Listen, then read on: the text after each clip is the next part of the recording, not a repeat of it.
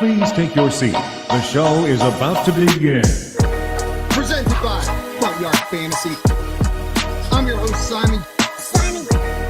Joined as always by my wildly handsome co-host, John Luke Garofalo. Our friend Coop with us, aka Coop A. Fiasco.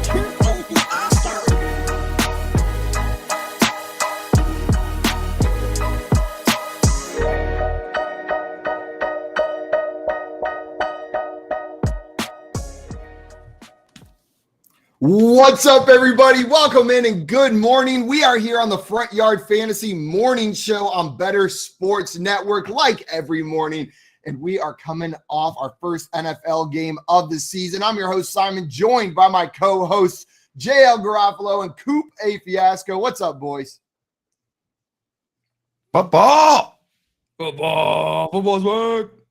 God, I swear that's all I was thinking last night. Like, leading up to the game, I'm just like sitting in bed. I got my laptop ready. I'm sitting there, made sure my chips, my snacks, my drinks, everything was good to go so that I could just sit there and enjoy the first game of the season. Like, I was just so excited. And then, like, I texted Jay, like, this just feels so familiar. I forgot how much I just loved watching NFL football. Like, college is great. Don't get me wrong. I love watching college sports, but NFL football just hits a little different. And I felt it last night. Yep. And it's like, I think it was like the first time Stafford got sacked that I was like, this is real. Because like it made all the preseason games feel so fake, right? Like just finally seeing like every single play matters. The real dudes are out there every snap. And when he went down, I was like, oh yeah, this is live, baby. Feel this that is live. And he went down quite a bit in that game yesterday. 7 times Matthew Stafford got sacked. That offensive line looked shaky at best. Like, that's the best way I can describe it. But it looked rough for them last night. Now they were going up against a pretty incredible Bills defensive line with the addition of Von Miller over there, who looked ready for that game. Like, Von Miller, I wasn't sure what to expect. Oh my God, that man was ready to play. Scary man. He had 2 sacks himself. The Jalen Phillips, second-year guy out of Miami, had a sack and a half. As a Patriots fan, that scared me. I did not like to see that because you're rooting for those guys to not hit, right? Like if they start hitting on their draft picks and they're bringing in the Von Millers, it could get pretty spooky in the AFC East this year. Pretty spooky. We got some people in the chat ready for today's show. Joey, what's up? He said first, Andy tapped that fun button 5 times. Tap that fun button for Thursday night football. Getting the game says you beat me to it. Morning, guys. What's up, Tommy? Glad to have you in here. Maria, damn it, third. That's okay. Third is still great. And we got Craig in here saying last. What's up, Craig? Glad to have you in here. Squirrel Bob, let's go. Let's go, Squirrel Bob. Good morning to you. And I also see Maria saying, guess I was right taking the under yesterday. And Coop, you were pretty adamant about the under hitting yesterday on yesterday's show. Yeah, I knew it was going to be a pretty sloppy game. And Craig actually corrected me. He's right. Russo is the guy on the Bills from Miami. Jalen Phillips is from Miami. He's on the Dolphins. It's Jordan Phillips that had a good game last night for the Bills. But yeah, so I kind of had a feeling it would be a sloppy game, though I thought it was going to be a closer game. And honestly, I thought that the Rams would look better, but they looked pretty brutal. So the under hit, but not in the fashion that I thought it would. It's like kind of a backdoor hit. But I mean, that's the way it works in a lot of these situations, dude. You got to put out your best opinion and hopefully it pays. Yeah, for sure. Weird game. It was a very weird game. The stat line for Josh Allen, like if you just looked at that and saw the 2 interceptions on there as well, you would probably think a little bit worse of it. But like when I was watching that game, and he put up 3 touchdowns, 297 yards. He had 56 rushing yards on the ground as well. Like Josh Allen looked just so good. He looked comfortable back there. He looked like he'd played 6 games this season already. I forgot how good Josh Allen was at football this offseason. Like he's incredible. Like it was just so much fun to watch him play out there. He was spreading the ball around. And he had one or 2 interceptions. He had 1 interception yesterday, right? 2 interceptions. One was the first interception, Isaiah McKenzie. had it ripped. Oh yeah, that was totally Isaiah McKenzie's fault. And then the second one, I think the defender just jumped the route, just really was able to watch Josh Allen's eyes follow them and jump the route. So otherwise, I think Josh Allen was very comfortable. Yeah. He looked comfortable. He's spreading the ball around, which you love to see. So yeah, I agree, Simon. Very impressed with Josh Allen's game yesterday. Dude, that get in the game taught me in the chat the stiff arm that he had on that first down. Yes, that stiff arm was so good. That stiff arm was so good. I was playing beer pong with a couple of my buddies, and we got bounced on because we were watching it like for a full minute and a half. Like I couldn't stop watching it. I looked over and I was like, oh. That was probably the play of the game for me. Like that was the one where it felt real. Like we were back. You were talking about the sack when he just threw that dude on the ground to get that first down. And man, he was going for it. It wasn't just that play. Like there were multiple tough runs where Josh Allen, like they're not holding him back even in game one of this season, or maybe it's him making those decisions and McDermott's going to have a little chat with him. But maybe they're saying, Josh Allen's a big dude and we're not scared of him taking those hits when he takes off. Yeah, he's playing for keeps. I mean, he could have slid on the second play of the game, and instead he kind of lowered his shoulder, took that hit. So he was playing for keeps yesterday. That's for sure. Absolutely playing for keeps. Besides the stiff arm, were there other plays or big moments from last night's game that really stands out to you? Freaking Gabe Davis got a touchdown. I already saw people coming in the comments, just dragging me on YouTube for that, and I guess deservedly so. But we did call this. Coop did say yesterday he hedged properly that Gabe Davis may have a big game week 1. Coop, is Gabe Davis the real thing? The literally maybe a minute and a half before he scored, I tweeted, once Gabriel Davis scores, please just post all your trash talk for me here on this tweet so it's organized in one place. And of course, 200 people came to victory lap on that. Yeah. Well, we'll talk about some fantasy implications after this. For now, that play. So the play that he scored on is exactly the play that I was describing as to why I thought Dawson Knox would be a good bet for the over-under, which was an RPO where he came in fake blocked. And then once Josh Allen pulled the ball back, everybody on the defense was just sitting there with their pants down. Like there was nobody that even like you could see it dawn on people. Like they couldn't even fathom that it wasn't a run play. You know what I mean? There's nobody within a mile. Fully bid on that. Yeah, nobody within a mile of Gabriel Davis. And that's what it looks like usually when Dawson Knox scores. Dawson Knox, maybe he didn't get off the bus, slept through his alarm or something, but he did not really show up for the game yesterday. But no, he had that one catch. It was like 6 yards or something like that. It was just very unimpressive. Yeah, but that's the exact play, and it could be anybody on that play. You know what I mean? It could be Dawson Knox. It could be Isaiah McKenzie. Dawson Knox. This time it was Gabriel. This time it was Gabriel Davis. Could be Dawson Knox, right? Could be Tommy Sweeney, But this time, oh Tommy, yeah. But Gabe Davis, he basically came out and had the exact kind of game that you would expect from a guy that is doing his best Adam Thielen impression, right? 5 targets, scores a touchdown. They threw him a bomb. That's kind of how it's going to work. He's going to get a bomb each game. He's either going to catch it or he's not, and that's going to kind of dictate what that stat line looks like. But you got to be happy. If you started him, you got to be happy with what he did. You have to be happy. I mean, he had a fantastic fantasy day, but just from a football perspective, I think what we were talking about yesterday with just that he is stumbling into carries, that he's going into the volume, that really being the biggest thing for him. We saw that a bit last night. We saw the opportunity is going to be there sometimes for Gabe Davis, which was encouraging to see for sure if you drafted him. Yeah. He played the big thing is for me, like more than anything, because we talked about it yesterday, right? Like first you get the snaps, then you get the targets, then you get the khakis, then you get the girls. The khakis. He played 57 of 58 snaps. So love to see that. That stat you got to be happy with. McKenzie only played 25 of 58. So the people betting on McKenzie to have that big role, not necessarily. They mix and matched a lot of guys. Jamison Crowder played. They even mixed in Aaron Rodgers' boy that he was very upset that they lost Kumaro. He played some, and then they also used Reggie Gilliam, the fullback. So anytime you bring in that fullback, someone comes out of the game. We learned yesterday it was Isaiah McKenzie. So you might have to pump the brakes on the Isaiah McKenzie hype train for now. Yeah. I see Joey in the chat saying, I got scared and didn't follow my heart. Played Stafford over Number Winston. 5. Always follow your heart, kids. And yes, Stafford did not have a good fantasy week, but just from a football perspective, he didn't look good out there. He did not look ready for that game. And maybe the offensive line issues made it. That's what I think it even is. worse. Yeah, but, man. Offensive line did not look good at all for Stafford last night. He was getting flustered. He clearly did not have enough time. That Buffalo's defense, I couldn't tell if it was like the Buffalo's defense that was just that good or if it was his offensive line is just playing that poorly. Well, they did lose Andrew Whitworth and Austin Corbett over the offseason.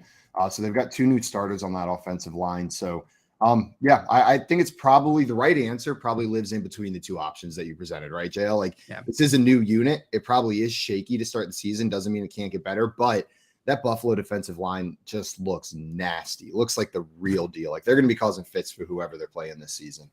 Yeah. Guys, football's back. It's back.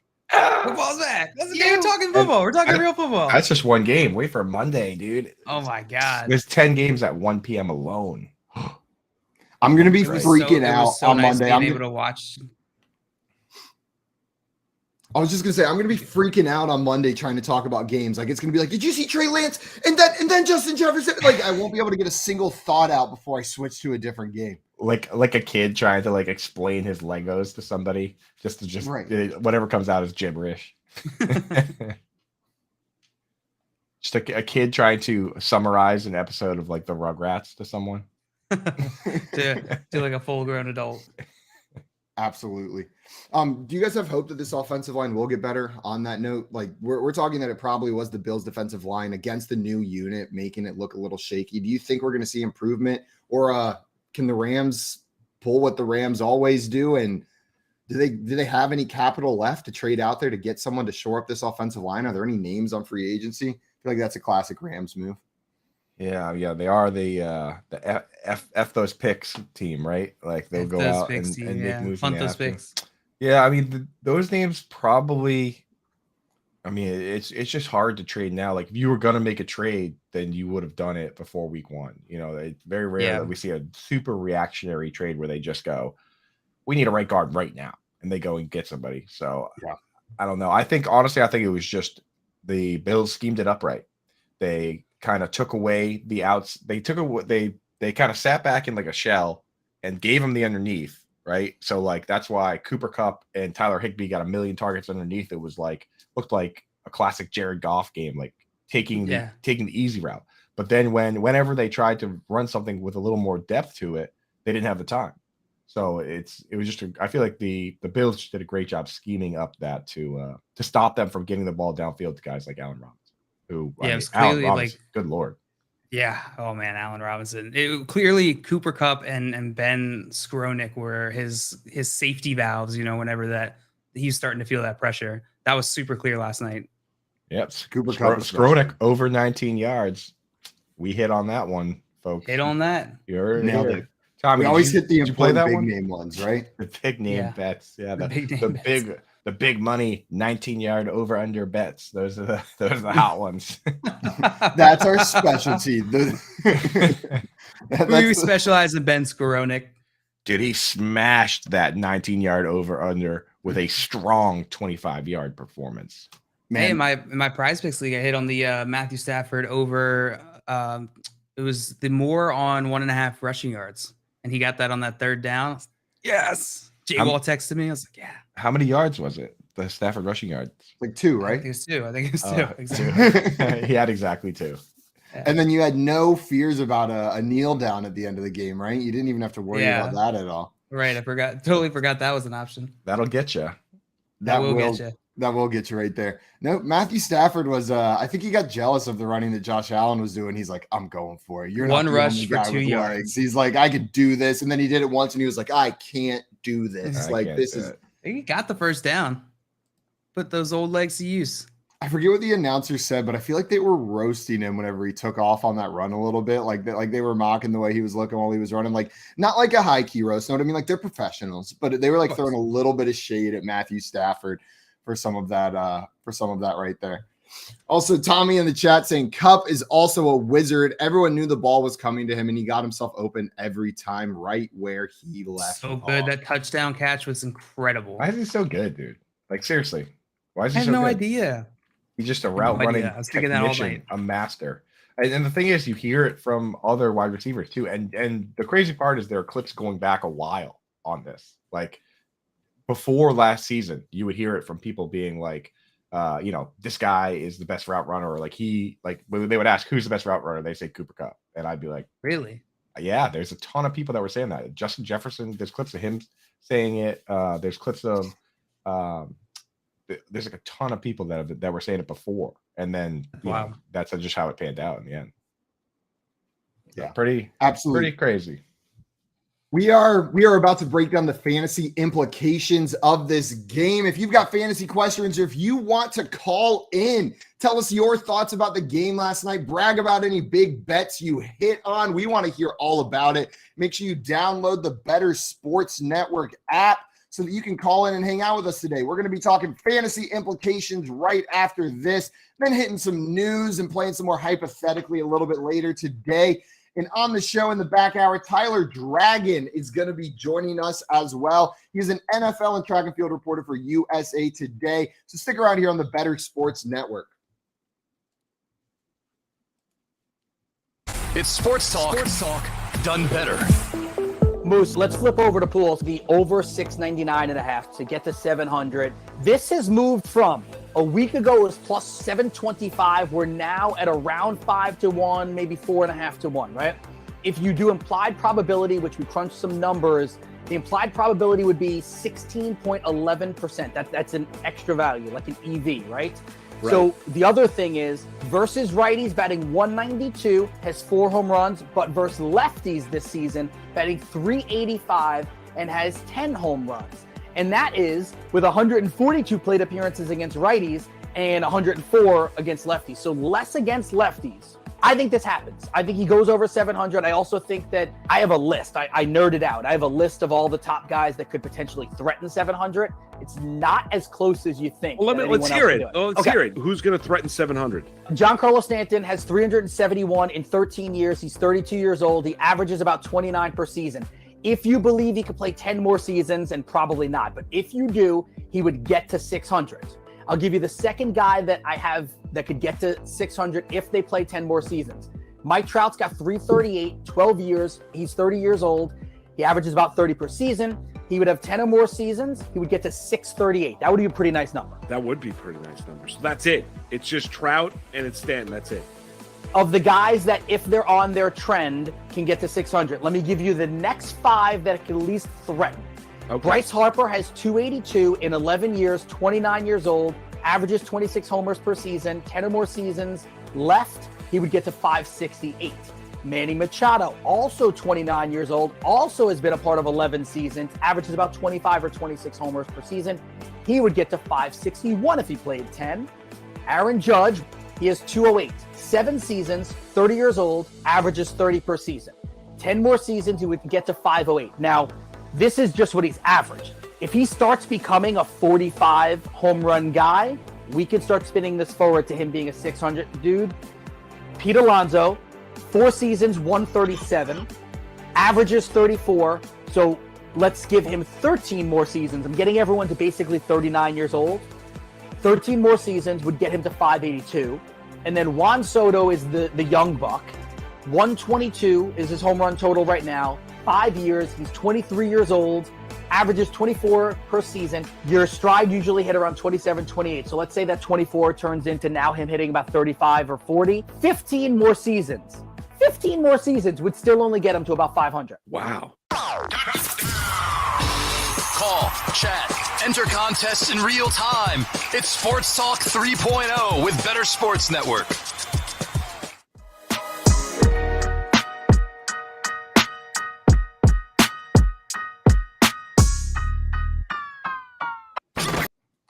What's up, everyone? Welcome back into the Front Yard Fantasy Morning Show. We are talking Bills at Rams, and I wanted to start off this conversation with a player we've already hit on a little bit. We talked about Gabe Davis and that touchdown and how he looked out there, But for fantasy purposes, I know we hit on it a bit, so we may not have to spend too much time on Gabe Davis. For fantasy purposes, what are you thinking about Gabe Davis rest of season? Is this going to be consistent? Is this going to be able to keep up based on the amount of time he was on the field? Like, do you expect his target share to grow throughout this season?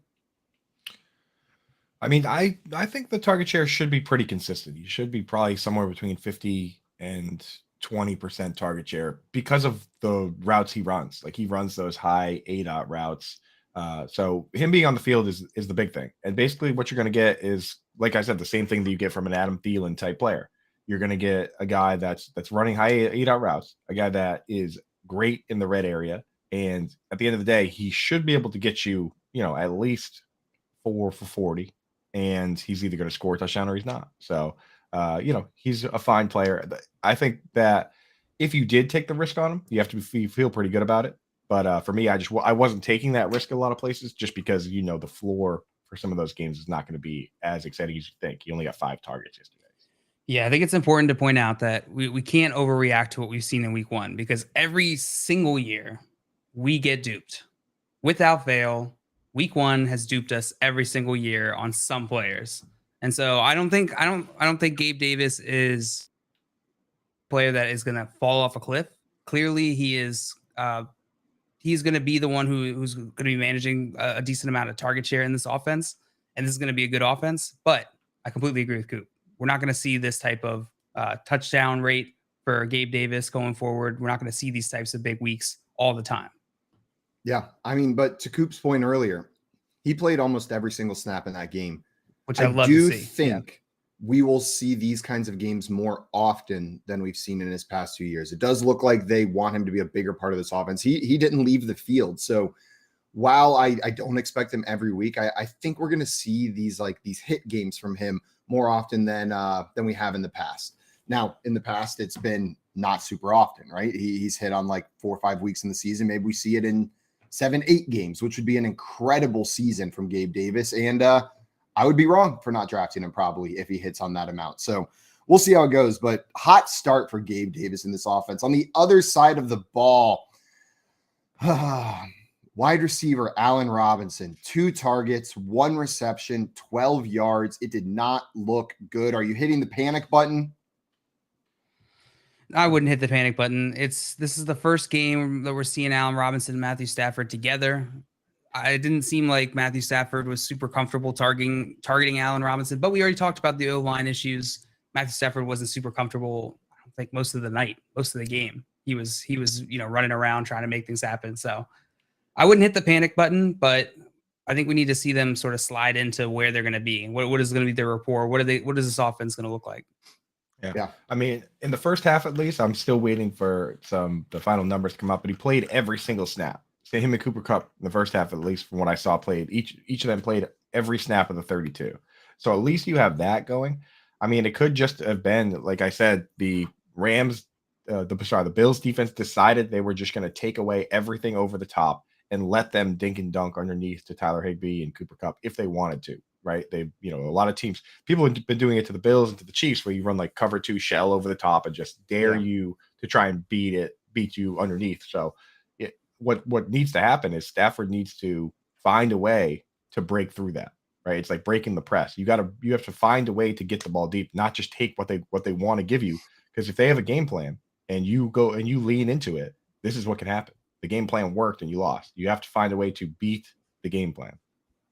Yeah, and to your point, Coop, he only didn't play 2 snaps in that game. He was on the field for every single play except for 2 snaps in that offense. And it's the same argument we were making with Gabe Davis a little bit. He's on the field. And I feel like there were multiple times last night where you saw Allen Robinson get open. He runs a nice crossing route. He's available, but Matthew Stafford just didn't look his direction. He looked at the direction of his safety blanket, Cooper Kupp, because he was under duress. JL, I agree with you. That offensive line probably caused problems. I'm not panicking on Allen Robinson. I liked that he was on there for every single snap. This was a weird game for a Rams offense that we expect to be high scoring in most weeks, right? We expect them to be a good offensive unit. But yeah, I'm fine with A-Rob going into next week.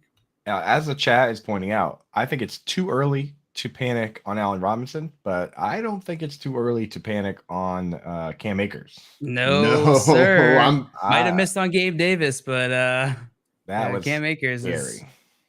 is. Yeah, I saw Darrell Henderson get the first snap, right? He got the first carry out there, and I was like, okay, cool. So like they're sending a message. Darrell Henderson's going to be significantly involved. Like he's getting the first carry, but I'm sure we'll see Cam Akers any minute now, right? Like surely Cam Akers will come in any minute, and then it wasn't 3 Cam carries Akers. for 0 yards. God. Yeah, it's 3 carries for 0 yards. There's Darrell 2 Henderson 13 carries for 47 yards. He got almost all of the work. Yeah, just a reminder that not every injury is created the same. And there are a couple that really do scare me. The Achilles is one. And the one that really is the killer is the patella tendon. The patella tendon injuries, there are very few people that come back from those to play. Jimmy Graham was able to do it, but the list of people that had that particular injury and didn't come back or didn't play anywhere near the level is pretty crazy. Like David Boston led the league in receiving yards, and then he suffered that injury and, never had another decent season. Cadillac Williams, that's what ended Victor Cruz's career. That's what ended Gerard Mayo's career. So in dynasty leagues like that, if your guy has a patella tendon or an Achilles, then it might be time. The safe move might be to try and ship that guy out, just, because sometimes they come back, sometimes they don't. Well, I hope they have a patella tendon or an Achilles. That would be really concerning if they didn't. Craig in the chat has a question for us. He says, do you read anything into Odell being there in blue and yellow celebrating with the team? Will he be back with them? And is that a concern for Allen Robinson? There's a lot of smoke around this. I just feel like we've heard a lot over the last week or two about, one side, how they feel about the other, Odell Beckham clearing out a locker, all this sort of stuff. What was it? It's the Rams. They had a locker ready for Odell or something like that. It's waiting for you, baby. Just come home. It's waiting. Just come home. Yeah, and the problem with that is that, I know he's not going to play right away, but if he does play, it'll be at the most important moment for fantasy football, right? The last thing you want is somebody to come along and change the dynamic for fantasy football during your fantasy football playoffs. Yeah, that's going to be something like if you are an Allen Robinson manager, even if you are excited about him, you're not panicking, you're ready to go. It's going to be sitting in the back of your mind, like, what if Odell comes back? And he looked great in that Rams offense last year whenever he plugged straight in from the Browns and just looked great in that Rams offense. Excuse me on that one, guys. We were talking about Cam Akers, and in the process, we had to bring up the other running back in that Rams offense. Darrell Henderson was the guy yesterday, 13 carries, 47 yards. And then he also had 5 receptions off of 5 targets yesterday for 26 yards. Now, going up against this tough Bills defense, it wasn't the best fantasy football week for him. He only had he had 12.3 PPR fantasy points in week 1 off of that performance. But are you buying into Darrell Henderson in this Rams offense? JL's muted, so I'll go ahead and say that, yeah, I am definitely buying. I'm buying in, man. Like JJ Zach Reason, who's one of my favorite analysts out there, like one big thing that he does is when he looks at the running back dead zone, which for those unfamiliar is like from the 4th to the 6th or 7th round, he targets the second back a lot of times in those situations because there's a reason those guys end up in the dead zone, whether we think that they're just not that good, we think that there's a path for somebody to take over. And very first game of the season, we see that come to fruition with Darrell Henderson essentially playing the entire game and Cam Akers, going out and from what I remember having more negative yard runs than really solid positive ones. He ended up with 0 yards on the day. So. 0 yards. Matthew Stafford outrushed him. 0. Yeah, Matthew Stafford outrushed Cam Akers. God, that is poetic. That is absolutely poetic. I'm not panicking too much, or I guess I'm not the other way for Darrell Henderson. I'm not putting reverse panicking for Darrell Henderson because it's week 1. Last year we saw this. I just keep every time I close my eyes, I see Nyheim Hines and how they just force fed him week 1, and then all of a sudden they stopped using him. I feel like week 1 with running backs is a little iffy. It's a iffy game to play to extract too much or extrapolate too much, but I'm intrigued. Darrell Henderson looked fantastic last year. If they continue to give him the workload, he's going to be valuable. Yeah, I mean, it wasn't super efficient, No. 3.6 yards a carry, but he also He came out of the gate running real stiff. Like he was just running right into the line. He didn't look like he was. He looked like he was jittery a little bit. Yeah, but he did catch 5 passes. So I want to see what he looks like. They've got 2 decent matchups the next 2 weeks where they're not necessarily going against the toughest defenses in Atlanta and Arizona over the next 2 weeks. So I'm really curious to see Darrell Henderson in those matchups. Does he get the same workload and does he look better going up against a non-Bills defensive line? But Jay, I think I'm a little bit more optimistic than you, and it comes down to it wasn't like a split carry situation. Cam Akers was just a non-factor entirely in that game. Add that to what Coop was saying about the Cam Akers injury. I think there's enough there for me to say I'm pretty confident that Henderson is the guy in this offense for the time being.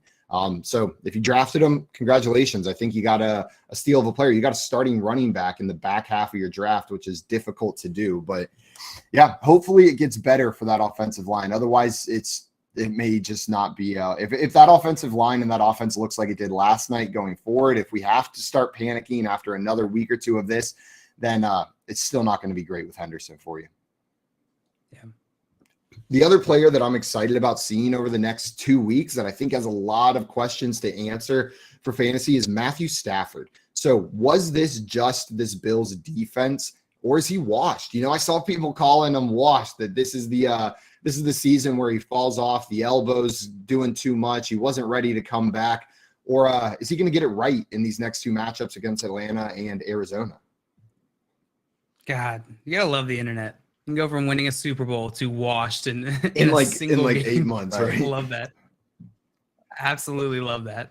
yeah, I think he's gonna be fine. He had a 70 completion percentage yesterday. It's not like he went out and had like a 40 completion percentage. A couple of the picks weren't necessarily terrible. And he played probably the best team in the AFC, right? Like that is the best team in the AFC. So yes, it's gonna get better for the Rams. Yeah, it's gonna get better. I'm not too worried. Matthew Stafford didn't even look that poor yesterday. Like he wasn't playing that poorly. I just don't think it came out. Like if you're just looking at the box score, it's not. It looks worse than it probably is. Here's the way I look at it. Next week they play the Falcons. If they have a hard time next week, then you can panic. Give it one more week because you got a get right game coming right up next. Yeah, first to worst. Yeah, so, I'm not too worried. Yeah, and if he does struggle though against the Falcons, then we panic, right? We can agree on that. And then we at least hover over the panic button. Yeah. If he struggles against the Falcons next week, I'm I'm approaching near full panic if he doesn't do well against that Falcons defense next week. That would really scare me off of starting Matthew Stafford going forward. So I know Joey was asking yesterday, like Stafford or Winston. He mentioned today he decided to start Stafford. It didn't work out.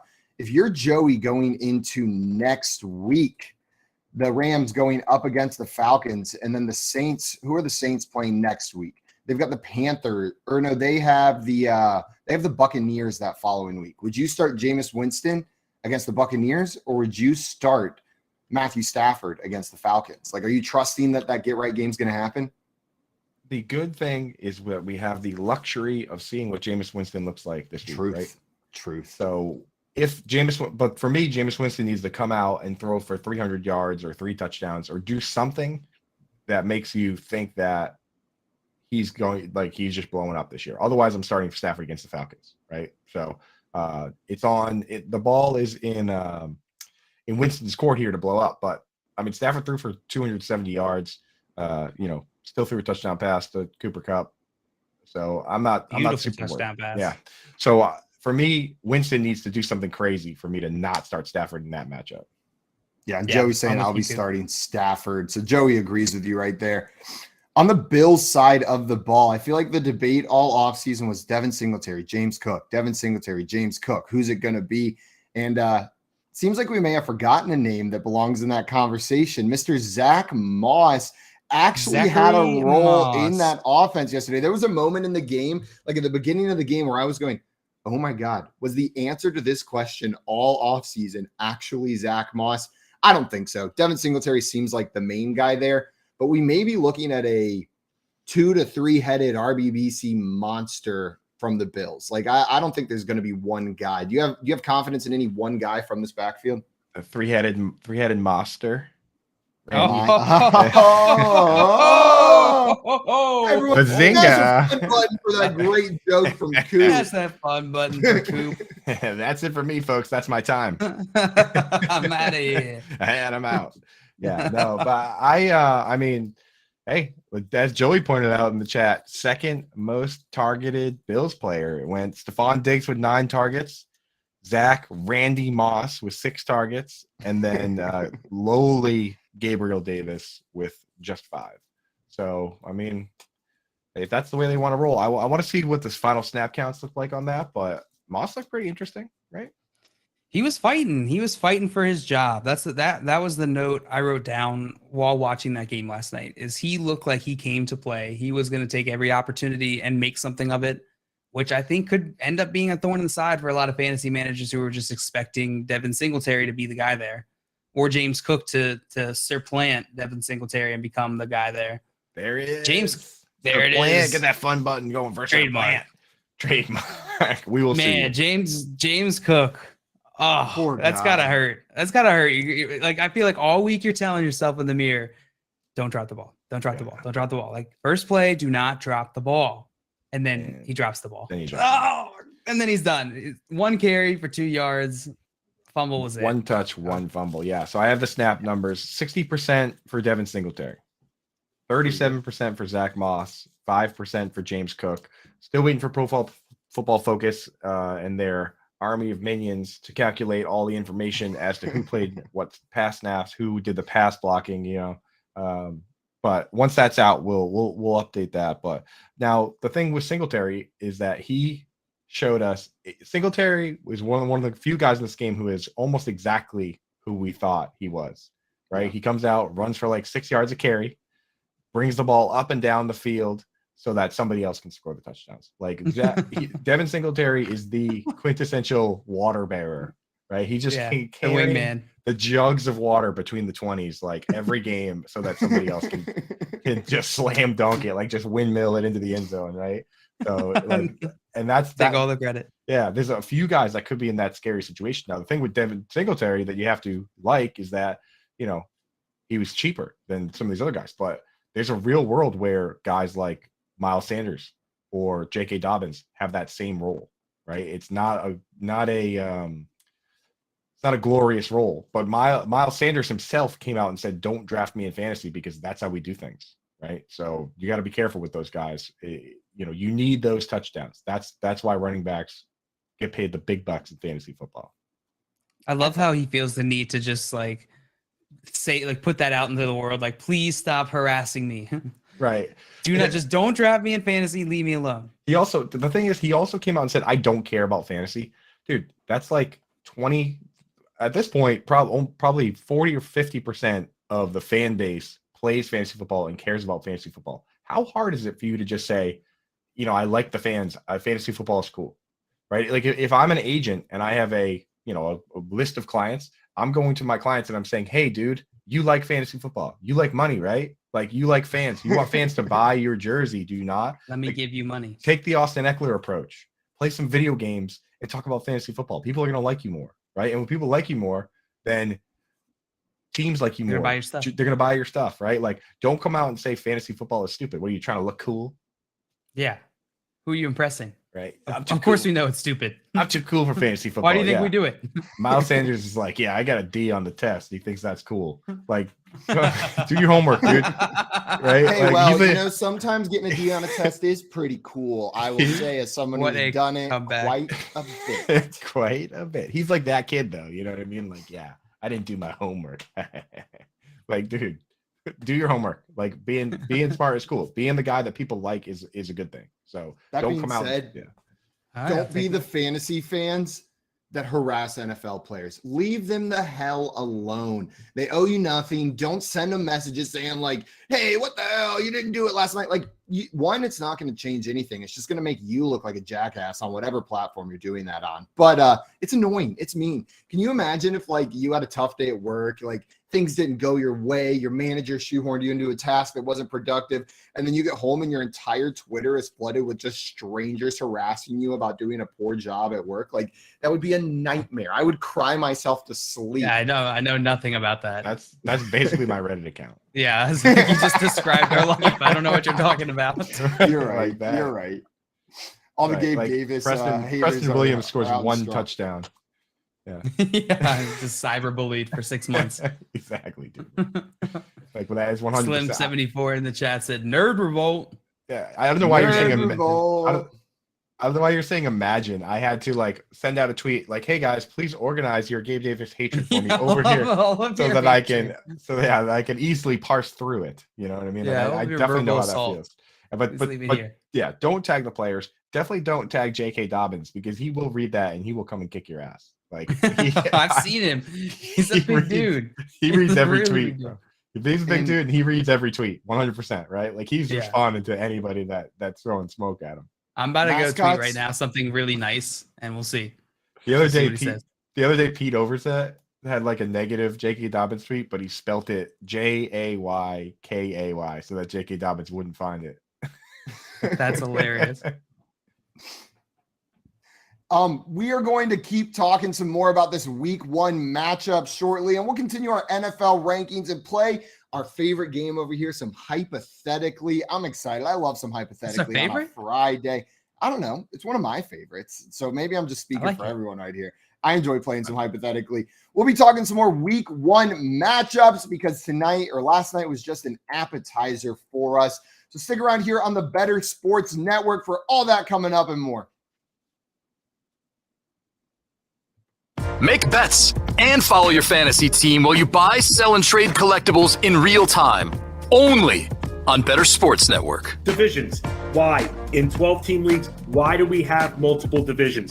30-team leagues, a little bit more understandable in that regard if you're doing some kind of conference format. When it comes to 12-team leagues, why? Divisions. I know that certain websites that you could play on for fantasy have it as a default. You don't have to go by the defaults. To me, doesn't make any sense, and it never really did for 12-team leagues, the imbalance of the schedule. I don't like divisions. A few things like those that play in standard leagues, fine. They want to keep it old school, they want to go standard, fine. I'm not as into that. I'm in half PPR. But when it comes to things like divisions for 12-team leagues, that's got to go. Yeah, definitely not a fan of it. Played in it, just didn't like it at all. We know that there could be one division that has 4 great teams, and someone's likely to get screwed. With the 15, weeks of the regular or 14 weeks of the regular season. So in one of my leagues, what we do is we play every team once, and then the 3 other weeks, top 6 in points that week get a win, bottom 6 get a loss. So this way you play everybody once. Because, if you play 3 teams twice, you could get screwed. You could play like the 3 best teams in the league, and then you have someone else playing the bottom 3 teams, and that team gets a playoff spot over you. That's not fair as well. So we're never going to make it completely 100% fair or eliminate all the luck, but we have the ability to control it. It's hard to make changes in leagues, and I've had that problem too. We've mentioned because you guys are soft, man. You got to step up and say, this is what we're doing. Right, but if you're a commissioner of a league, and it's something like divisions to no divisions, something that does change the complexion of the league, especially if division winners get the top 2 seeds. Do you just change it, or do you have to have a vote on it? And if you have a vote on it, is it majority, or does it have to be unanimous? I mean, where do you go? No, I mean, if you really want to make the change, you just email the league and say, hey, making a change for this year, explain why. And again, if people trust you as commissioner, and if you've been a commissioner, they're usually going to go with it. Now, if everyone comes out and says no, well, then that's obviously a problem. And then you join another league then where you commission and institute the rules you want. But it is true that the leagues that have been together a long time, they don't like change. I've been in those leagues and I've asked for rule changes every year, and they slowly do it. It might take a while, but if you keep pushing it and telling them, at least the commissioner will consider it. So you just have to be a little forceful and push the rules that you want. Call, chat, Enter contests in real time. It's Sports Talk 3.0 with Better Sports Network.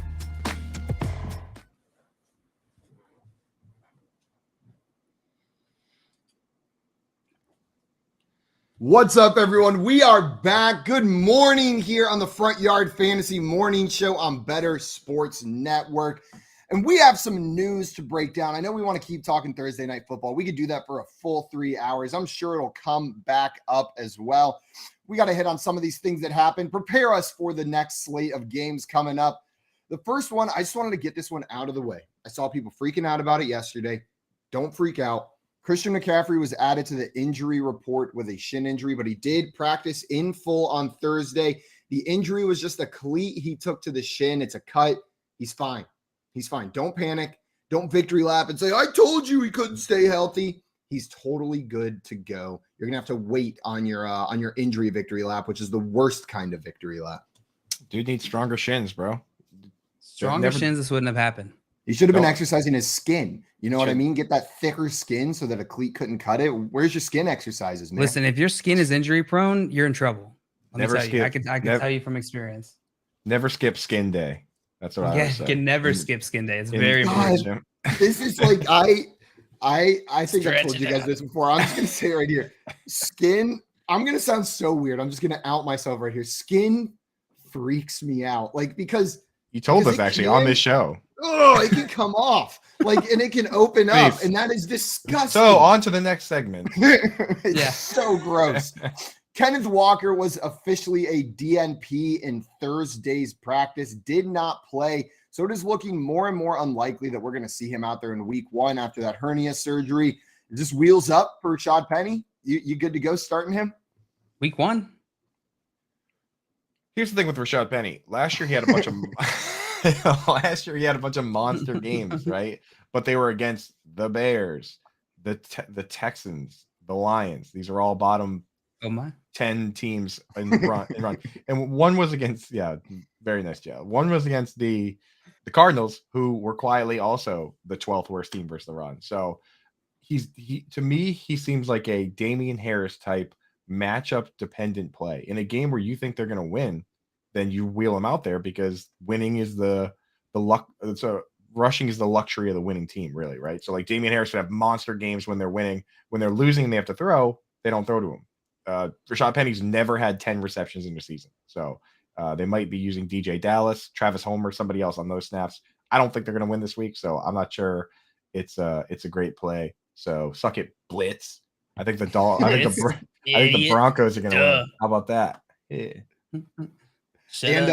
I know we talked earlier not to tweet at players, but mascots, totally fair game. Definitely take your shots at mascots, except for their Poe. job. He's injured. Have some respect for Poe. Yeah, don't be mean to Poe. Poe needs your love right now. Be nice to Poe, but have some respect. But have some respect for the players. But mascots, their job is to interact with the fans. You know what I mean? So hit up blitz right now. Honestly, also harass the Clemson mascot. It's terrifying. I'm a huge Clemson fan, but that Clemson tiger is probably the scariest mascot. It looks like a tiger and a bee had a child, like with big old bug eyes. That's the only negative thing I'll say probably about Clemson on this show right now. But God, it just is terrifying. Maria said, don't say it. And I will just have you guys know, it took everything in me not to say it. And I still did. I still made the joke. Which joke was it? The Lions Tigers joke. Now I'm looking at the Clemson mascot right now, and you're right. He is terrifying. Why? His eyes are like pineapples. Like what? What is going on? But I'm a Providence College fan, and their mascot is equally terrifying. Not sure if you've seen that, the Friar mascot from Providence College. Oh yeah, dude. He is there's nothing behind those eyes. He's like a soulless monster, dude. Just like probably one of the weirder mascots. I see Jordan in the chat when talking about Rashad Penny saying there was also a guy called Russell Wilson that teams had to worry about. Yeah, Russell Wilson's not a threat in the running game anymore there for the Seahawks, so that could negatively affect Rashad Penny as well. I'm not expecting a huge week, but I'm totally fine starting him. JL, I'm guessing you found the Friar. You found him?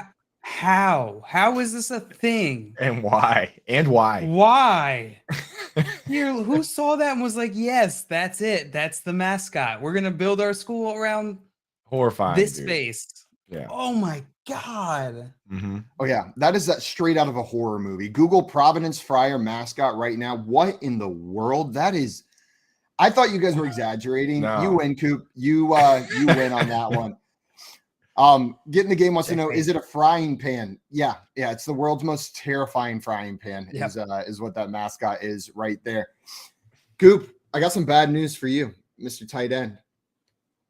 George Kittle is not expected to play in week 1. No George Kittle for week 1. Yeah, Wow. I at this. So we don't know he's definitely out, but Yeah, I've been it's warning unlikely. people. I'm warning people, if you have Zach Ertz, if you have George Kittle, for a while there, Waller was looking kind of dicey. Like, it's okay to have a second tight end. I know that it's been beat into your head that you can never, ever, ever under any circumstances have 2 quarterbacks or 2 tight ends. Yes, you can. Right? Like 2017, if you had 2 quarterbacks and your second quarterback was QB 15 off the board in fantasy drafts, Patrick Mahomes, he threw 50 touchdown passes, you won your league. So I think you can have 2 quarterbacks in certain situations. You can have 2 tight ends. So if you have George Kittle, if you drafted a second tight end, you're feeling good. Otherwise, if you're one of those guys that never, ever can have a second tight end, now you're scrambling on the wire. And if people in your league have 2 tight ends, now you're going to be starting tight end like 19. Yeah, I got people asking me if they should start Mo Alley Cox. You know what I mean? So definitely, if you know your format, know if you have the bench spots to have a second tight end or not. But if you have George Kittle, you need to have one right now. Yesterday, we got a question on our other show over on our YouTube channel asking us, so I have Kittle, who should I drop to pick up Austin Hooper? But the options were Drake London, Cordero Patterson, Tony Pollard, and DeAndre Hopkins were the options that they proposed to us. And like you mentioned, you're in a really sticky situation there because you don't want to drop any of those players. But if Kittle doesn't play, you don't want to take a 0 in that tight end spot either. You wait till the very last minute and then you move Kittle into an IR spot as soon as possible and then add someone. If your league doesn't have IR spots in the COVID era, then you already messed up this offseason by not. You messed up 2 years ago by not adjusting your league to the current atmosphere. They also changed when they changed the IR rules in real life to allow guys to go on a short-term IR. That kind of changed. Every league should have an IR spot. If your league doesn't have an IR spot, you just got to suck it up and drop Tony Pollard. Like that's your league. The thing is, if that's what your league looks like, there are also good players all over the wire already. Are there not? Like if your worst player is Tony Pollard, that means that there's probably totally Tony Pollard-esque players on the waiver too. Yeah. I see in the chat, Jordan saying wheels up for Brandon Aiyuk. Do you guys think this is Brandon Aiyuk, if George Kittle's out, that he could step up and have a big game? Yes. I think he has to take a bigger role here. We saw that last year, George Kittle being out. Aiyuk was heavily used, heavily targeted. They were using Debo in the run game. Even if they don't use Debo in the run game, I think Aiyuk has a much bigger role with Kittle being out here. Yeah, I mean, to your point, Jay, like I think people forget because Debo was so used in the run game that he had 1,400 receiving yards last year. It's not like he wasn't being used and Brandon Aiyuk got all this volume. Like 1,400 receiving yards is a lot of receiving yards, in case you didn't know that number was high. So I don't like he can sustain that volume and Brandon Aiyuk can still eat in this offense. The question comes down to with Trey Lance, is there going to be as much pie to serve, or are they eating out of a smaller passing game pie this year? I mean, Vegas suggests that pie is going to be like one of those like Stouffer's, like individual ones that you get at like the gas station. You know what I mean? Because the picture in the front makes it look like it could feed a family of 20, but you open it up and it can't even feed you. It's all smashed up and sticky, and it still tastes really good though. That's kind of that. I feel like that describes Trey Lance as a fantasy player. Pretty good. Like because of the rushing, it still actually does taste pretty good, but it is going to be problematic for those guys. And if you go to look at the Vegas odds, you just said that Debo had 1,400 yards. Where do you think his over/under for this season is set with Vegas? I looked it up the other day. Much 1,100. Lower I'll than say 985. It's lower than that. It was set at like 9. When I looked, I think it was like around 950. So under 1,000, which is pretty crazy considering there's about 20 or so players that have over/unders set at 1,000. Makes a ton of sense. Yeah, it does. Yeah. It's the Trey Lance effect. Also, I saw Joey in the chat saying, OMG, that Friars mascot is essentially the Conjuring Nun. Just a nun from The Conjuring running around on the sideline. Just That's scary hilarious. movie. I was so curious when you were talking about Deebo Samuel's his yardage. I just kept thinking, man, he had so many big plays last year. I wonder what his yards after the catch were. Number First in the 2, league. according I thought he was to number one, player wasn't he? profile, number 2, 777 yards after catch, which clearly Pretty good. clearly pretty high. I Yeah. think he was first in yards per catch, right? Like he had over 18 in that category or something ridiculous, if I'm not mistaken. But He is number 1 in yards per reception and yards per target. Yeah, according to player profiler. yeah, that efficiency is insane. I'm not sure we can expect that same level of efficiency off passes this year. So that line actually makes a little bit of sense then. No interest in the other tight ends on that team. Charlie Warner, Ross Dwelly, Tyler Croft. Are you picking up any of these guys, starting any of these guys? Absolutely not. Maybe throw the thing about plays like that too, Andrew, because I say, oh, maybe throw a DFS dart throw, but like everyone's going to be doing that. You know what I mean? It's like you're getting too cute with something that's also going to be highly done by other people. So it's not a smart play. Common and cute, the worst combination. Common and much better to be common and ugly instead of common and cute. It's just such a silly thing. It's like such a linear line of thinking. Like people sitting there making DraftKings lineups, they're like, "Oh, Kittle's out. Let me look up who his backup is. Oh, nice. I'll get him in there. No one will be thinking to do this. Like everyone's going to be doing that, and also Ross Dwelly's not that good. So, sorry, everyone. Sorry. We Daddy's got home in the chat. Yeah, Leave the Friars alone. Never. Right. I'll leave them alone to- when they stop having that mascot, because that's I feel like they're the ones violating some sort of rules in this engagement, not me for making fun of it. We don't sleep out here in Boston, dude. I was listening. Daddy's home. That's Mike Fiella. He was on the radio last night on Sirius XM at like midnight, and then here he is, 8 a.m. in our chat defending the Friars, baby. Let's go. They don't even have a football team. We got some news out of Arizona yesterday as well that Rondale Moore was forced from Thursday's practice with a hamstring injury and is undergoing an MRI. This Cardinals receiving corps seems to just get more injured or more suspended. We've got DeAndre Hopkins, who's not going to be playing for the first 6 games of the season. Zach Ertz is still questionable for week 1 as well. And now Rondale Moore could miss this game and potentially more time as well in this offense. Man, I don't know about you guys, but I feel like this is a slam dunk Hollywood Brown week 1. Put him in your lineup, full confidence, because where the hell else is the ball going to go? It's got to go to Hollywood, right? Antoine Wesley. Zach Ertz. No, Zach Ertz is also got a calf injury. What is going on with the calves in Arizona? Antoine Wesley, baby. Let's go. Antoine Wesley. I'm not plugging Antoine Wesley. And are you guys full confidence in starting Hollywood, or are you worried about him being the only receiver in town over there? Are you worried about him being the only receiver? I mean, we've seen it before. Like if there's no one to take the pressure off, sometimes receivers don't do as well. But I don't think that's necessarily going to be the case here. I'm not worried. In the slot, dude. A tale as old as time, calling for the running back. That's how we drew it up. Calling for the running back to play the slot. They're like, Kareem Hunt's going to play so much slot. Dude, he played 15 slot snaps in 17 games. Like the running back in the slot narrative, I just never seen it happen. Like the only guys that actually do that are guys like Christian McCaffrey, but maybe Tony Pollard will play the slot this year. Maybe, Benji will play the slot, but probably not. Probably not. The Ravens OC Greg Roman said that Baltimore would go with the hot hand at running back in week 1. So I don't know how much this changes. I think we were kind of iffy on the Ravens running back situation, but this just makes it even murkier, doesn't it? Yeah.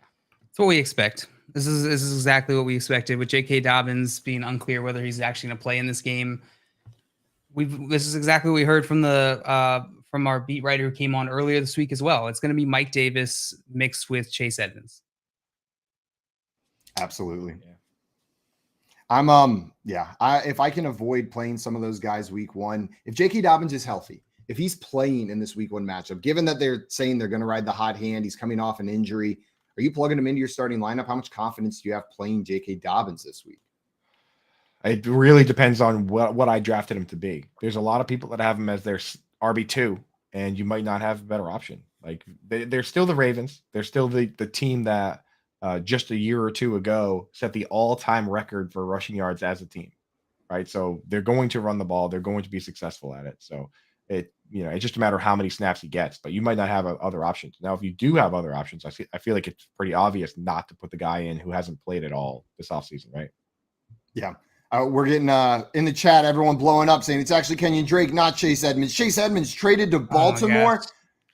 I'm Drake. so down. We knew it's Kenyon Drake. Yeah, Kenyon Drake. It's early. We just talked about being an athlete and having people tweet at you and just besmirch your name. We're lucky enough to be able to do that live on this channel. JL has already been crushed for being muted. He's already been crushed by talking about Chase Edmonds when we're talking about the Ravens.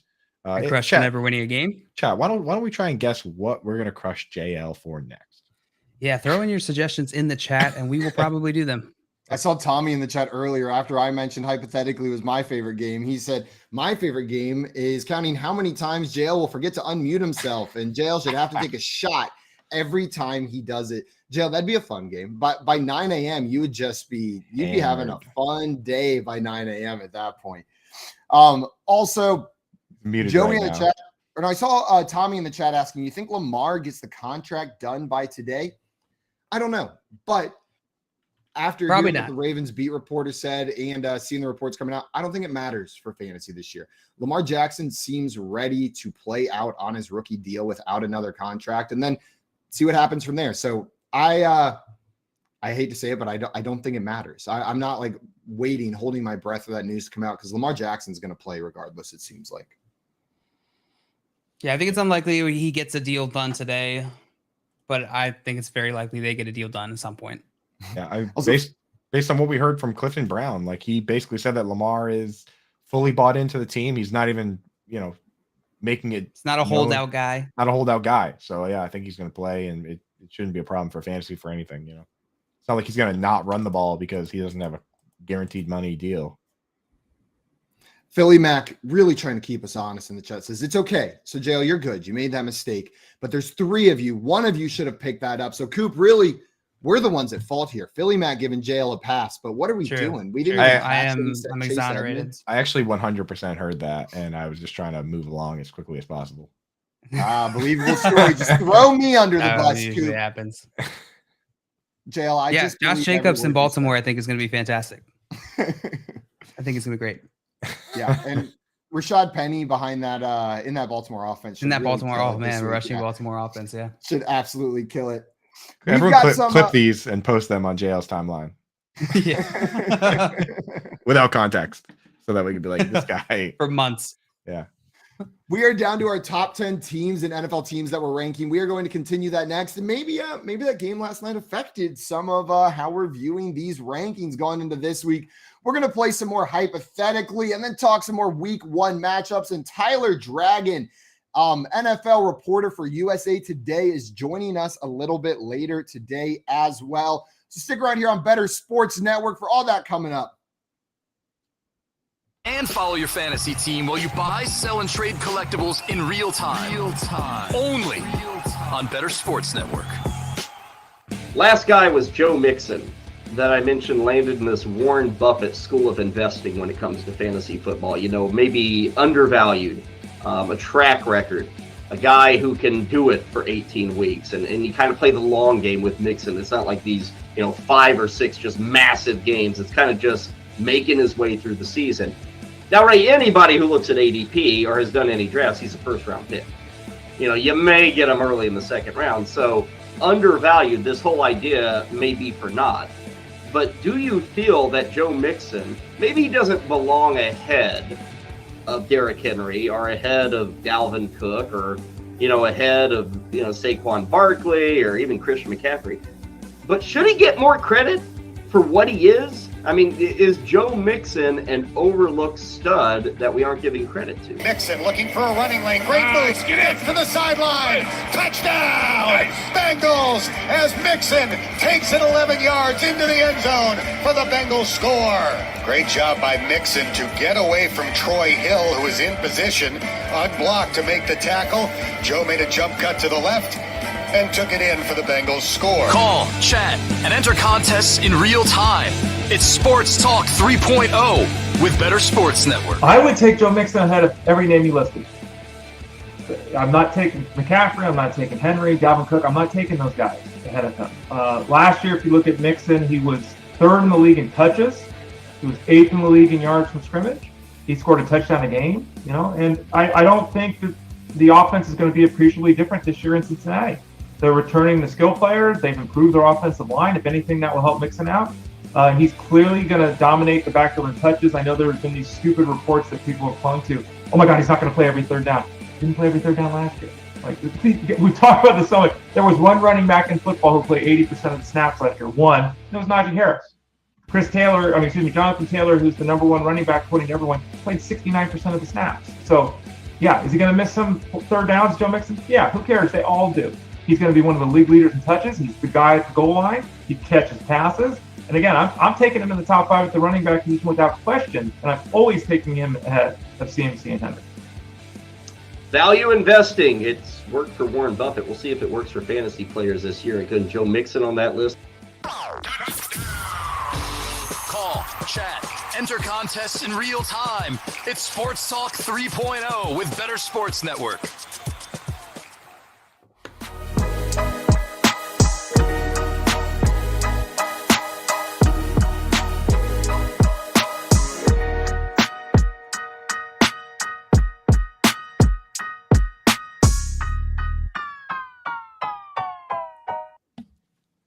Welcome back, everybody, to the Front Yard Fantasy Morning Show here on Better Sports Network. And we are about to continue our NFL team rankings. Last time we left off putting the 49ers as the 12th best team in the NFL. So we had the 49ers at 12, the Vikings at 13, the Cardinals at 14, Eagles at 15, Raiders at 16, just for an update of like the last 5 that we threw on there. And we're getting into the really good teams now, right? Like maybe not the teams that we expect to make the playoffs, but the teams that, or not the teams that we expect to win the Super Bowl, but these are probably playoff teams that we're looking at down here in this range now. So it's going to get tricky to differentiate between them. Slim74 cracking me up in the YouTube chat I saw over there. He was saying Raheem Mostert absolutely going to kill it in Baltimore as well. He's going to soak up all the touchdowns in Baltimore. I love people just buying into it. Touchdown vulture. Mostert greater than Mike Davis. Mostert greater than Mike Davis for Baltimore. Honestly, they might have a similar number of yards for Baltimore. Mike Davis, who was it in the chat? Someone said Mike Davis is this year's Mike Davis. It was Jordan. Jordan in the chat saying Mike Davis is this year's Mike Davis. I saw about 100 Allen Robinson is this year's Allen Robinson tweets last night. I like that we're spreading the love around to Mike Davis a little bit this morning. Yeah. That joke needs a little variety. Also, Jordan coming in, stealing my line. I was going to say, so guys, we got to put the Rams at 11 after last night, right? Like we have to just overreact entirely and put them as the next worst team that we're ranking. Didn't we already put the Colts there at 11? Or you're right. We did put the Colts at 11. They were. I think we left it for top 10. Yeah, we got the Colts there at 11. You are correct. Colts or Rams though. Colts or Rams real quick. I'll take the Rams. I'm not overreacting too much, but now I'll put the Rams next. So the next teams I think we're going to be talking about are we've got the Cowboys, the Bengals, maybe the Packers, Chiefs, Rams, Chargers. So this is the one that stands out to me that, and I think this is somewhere where I might have a bias or I might be leaning the wrong way, but every book I've looked at has the Ravens very high, but I don't know if I put the Ravens in the tier that a lot of these books do. I mean, like a lot of them I see have like the Bills as a top team or the Bucks as the top team, but the Ravens are up there like 10.5 win totals I'm seeing. And I'm just like, I don't know if I feel, when I think about the second tier of teams, I don't know if I feel that way about the Ravens. I don't know. Do you guys think the Ravens are really good? Simon, I want to hear you first before we hear from the guy who lives in Baltimore. I'm buying in. I like the Ravens. I'm buying into this offense. Last year, the running back core was entirely beat up, and I know it's not off to a hot start this year, but hopefully J.K. Dobbins can stay healthy. Hopefully Gus Edwards comes off the pup. Now, the big thing that gives me the confidence to have the Ravens a little bit higher, maybe in that second tier of teams, is that defense. It should be significantly better than it was last year. We talk about the running back core getting depleted. Their defense was absolutely obliterated by injuries last year, just destroyed. It wasn't the unit they thought they were going to have it all. And that affects the offensive game plan that you can run. I think we get back to a more run-heavy approach from the Baltimore Ravens this season. They should be a more positive game scripts, and I think that defense is going to be for real. So I'm buying it. I think the Ravens are a tier 2 team. I wouldn't put them in this conversation. Yeah, the competition is light. It wasn't looking that way in the offseason, beginning of the offseason. They have Bengals, Cleveland Browns, Pittsburgh Steelers in that division. I think the Ravens could very, very much win this division. I think their only competition, really, the way I see it right now, is the Bengals. I completely agree with what Simon said. I think they're a more full team this year. They still have, I think, some depth issues. If there's injuries happen every year. So if they have some key injuries this year, of course, they could be in a completely different situation. But as it stands right now, I think the Ravens are a fantastic playoff team. I think they're ready. I think they can compete in the playoffs. I think they're a top 10 tier or a top 5 team in the NFL. Yeah. I mean, well, so when I look at a lot of the odds to win the division, the Ravens are actually the favorites. You would think the Bengals would be. But the Ravens, almost everybody. Plus 145, according to FanDuel Sportsbook. Yeah. So I guess this question will actually, I think, will go a long way in helping us sort the rest of. I'm taking over as host now, Simon. What's up, guys? It's the FYF morning show. What's up, boy? Smash that It's your boy Coop. It's your boy Coop here on the box, talking a little Talking sports with finger you guys. traps. Co-host Fudgley. Dropping a little peen. I'm here with Cornelio and Fudgley. Keith, hit that sounder button. My Womp, boys. womp, womp, womp. Here we go. Hit It's that the- womp button. It's the Coop Show here with my lowly sidekicks. Yeah. But anyway, so let's get this one out of the way right now because I think it'll help us sort the rest of this list. Do you like the Ravens better or do you like the Bengals better? Ravens. Ravens. I know I like that sounds weird, a team that just made it to the Super Bowl, but I like the Ravens better. And whenever we look at the lines, like the FanDuel Sportsbook, the Ravens do have they're set at 10.5. The Bengals set at 9.5. So it looks like Vegas agrees with us a little bit on that. It's just a 1 game difference, but yeah. Okay. So I'm on board with that. So that's going to put the Bengals in this next tier then. That makes the Bengals a tier 3 team or towards the bottom of tier 2. Which means the Bengals are now in this conversation that we're having right now that includes the Cowboys and includes the Rams, right? And probably the Broncos. I know we're excited about Russell Wilson, but it's a new offense. We haven't seen it, and they weren't great last year. I saw Jordan in the chat saying Cowboys and Broncos, I think, need to be considered here as well. And I agree with him. I'm not putting the Broncos next. I think next for me would probably be the Cowboys. I think I would put the Cowboys next on this list. Yeah, I think so too. And I think the losing one of their best players, Tyron Smith and Zach Martin are Hall of Fame caliber players, right? They make that team work. And when you lose Tyron Smith, it's meaningful. So I think that I wouldn't mind putting the Cowboys next. JL? I'm fine putting the Cowboys next. I would put them in the same tier as the Broncos. So for me, it's either got to be the Cowboys or the Broncos. If you guys feel the Cowboys should go first, let's go with them. And then I would ask that we consider the Denver Broncos here. I think that's fair. And I think anyone who's fans of these teams, like we're talking about the top 10 here. So you can't really cry about it too much. Or you can actually do whatever you want. But that's true. I mean, you're talking about 10's pretty good. Top 10. You can top 10 you can sleep well with that, right? Yeah. You can't be too mad. No, Cowboys fans are going to be just absolutely rioting because we put them at top 10 instead of top 1. They're clearly going to win the Super Bowl, right? Yeah, that is Cowboys fans though. Like Cowboys fans are the Yankees fans of the NFL, where it's like there's a huge range of them. Like that's just one of those everywhere. Exactly. Like that's one of those teams where like if you don't care about the sport at all, you just throw out Cowboys. Cowboys. Yeah, I'm a Yankees fan. Like to back that up, when I was in the 3rd grade, my family couldn't care less about NFL football. Now that like I do it all the time, like I'm watching football all the time. It's like what I want to do for a job. They watch it because they love me. But when I was a kid growing up, had no care in the world. But they did buy me like an NFL jacket, and it was a Dallas Cowboys jacket. I had a Dallas Cowboys Letterman jacket that I wore for like 2 years straight in like 2nd and 3rd grade. I was a Cowboys fan as a kid, and I think it's because no one in my family cared about football, and there was Cowboys gear everywhere. Simon, #1 Cowboys fan. G-Man J in the chat. Why? Whoa. Why are Yankees fans catching strays, dude? Yankees fans are catching strays because half of the fans of your team are fans because Jay-Z wears a Yankees hat, dude. Like that's why. Hey, that's a pretty good reason. Also, I see our Cowboys fan friend in the chat saying, yes, let's generalize entire fan bases because that is how it always works. Craig, we love you. And I know not all Cowboys fans are like that. I promise. It's the Giants fans you have to worry about, like G-Man J over there. Yeah, what a jerk. The Cowboys got some good fans. I like the Cowboys. Cowboys are quietly, that's my favorite NFC team. Patriots are my AFC team. Quietly like the Cowboys. I feel like both those teams going to get a bad rap, and they have to battle the evils of Roger Goodell. Before we rank our next team, so we put the Dallas Cowboys at 10, the Denver Broncos at 9, it sounds like. We had a question in our YouTube chat. Morning, gentlemen. Thoughts on Amari Cooper, Jarvis Landry, Kareem Hunt, Cordero Patterson, and do you think that's Jameis Williams, or do you think that's Javonte Williams or Jamal Williams? My guess would be Jamal Williams. Because if it was Javonte Williams, he would have been listed. He would have been listed earlier. Yeah. So Jamal Williams. That makes more sense. Get him out. Jamal Williams, you can just cross his name off the list, just based on who you got going on here. Pick 2.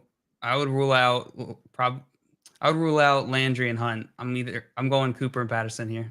Yeah, so it really is a upside versus floor question, right? And JL just picked the 2 upside plays, and I think week 1 you got to go upside plays, right? Hunt's in a timeshare. Landry's a low ADOT slot type fella, so I'm with JL. Go big. Start Amari Cooper and Cordell Patterson.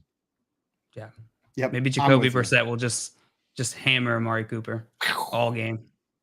I mean, who else is David Bell? Are we expecting him to get a large target share? David Njoku, Donovan Peoples-Jones has never been that guy, but Amari Cooper seems like he has to be the guy there in Cleveland. Now the targets are Jacoby Brissett targets, but there's still probably going to be some value to be had in that Browns offense somewhere. We had one more question in the YouTube chat, I believe from Emily. Emily says, I need to start 2. Mecole Hardman, Hunter Renfrow, and Chase Claypool. Hunter Renfrow is the lock for me out of these 3. And then it comes down to who do you want to start, Mecole Hardman or Chase Claypool?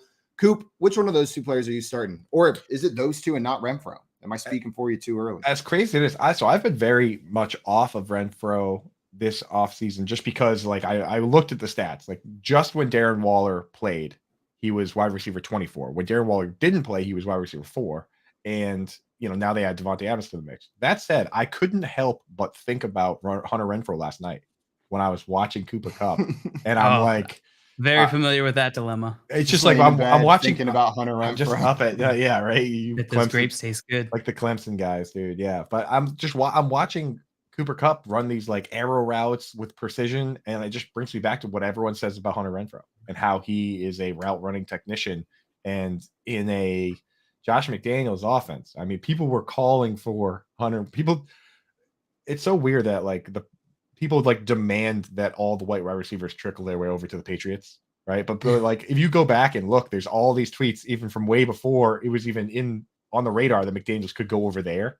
People just saying Belichick would love Renfrow or get Renfrow to the Pats. Well, we brought the Pats to the Renfrow, right? So I think Renfrow, it's like a light for bugs, Yeah, exactly. So I think Renfrow in this offense could be pretty good. I don't know about it. So it's Claypool versus Hardman, and they're both kind of similar guys, high ADOT guys. Though I guess Claypool they were saying he could play some big slot. I don't know. Do you guys have a strong opinion one way or another on? So Pittsburgh is playing Cincinnati. They're playing at Cincinnati, and Kansas City is playing at Arizona Cardinals. That's going to be a big game. That's going to be what's the over under on that? 53? 53 and a half.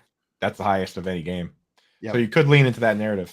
That's exactly you could what lean I into was that and the matchup's easier. I'm leaning into that narrative, and I'm taking Mecole Hardman. If there was a guy that maybe I had more faith in than Chase Claypool with Mitch Trubisky at quarterback going up against the Bengals, I would take them. But Mecole Hardman, it's an upside play.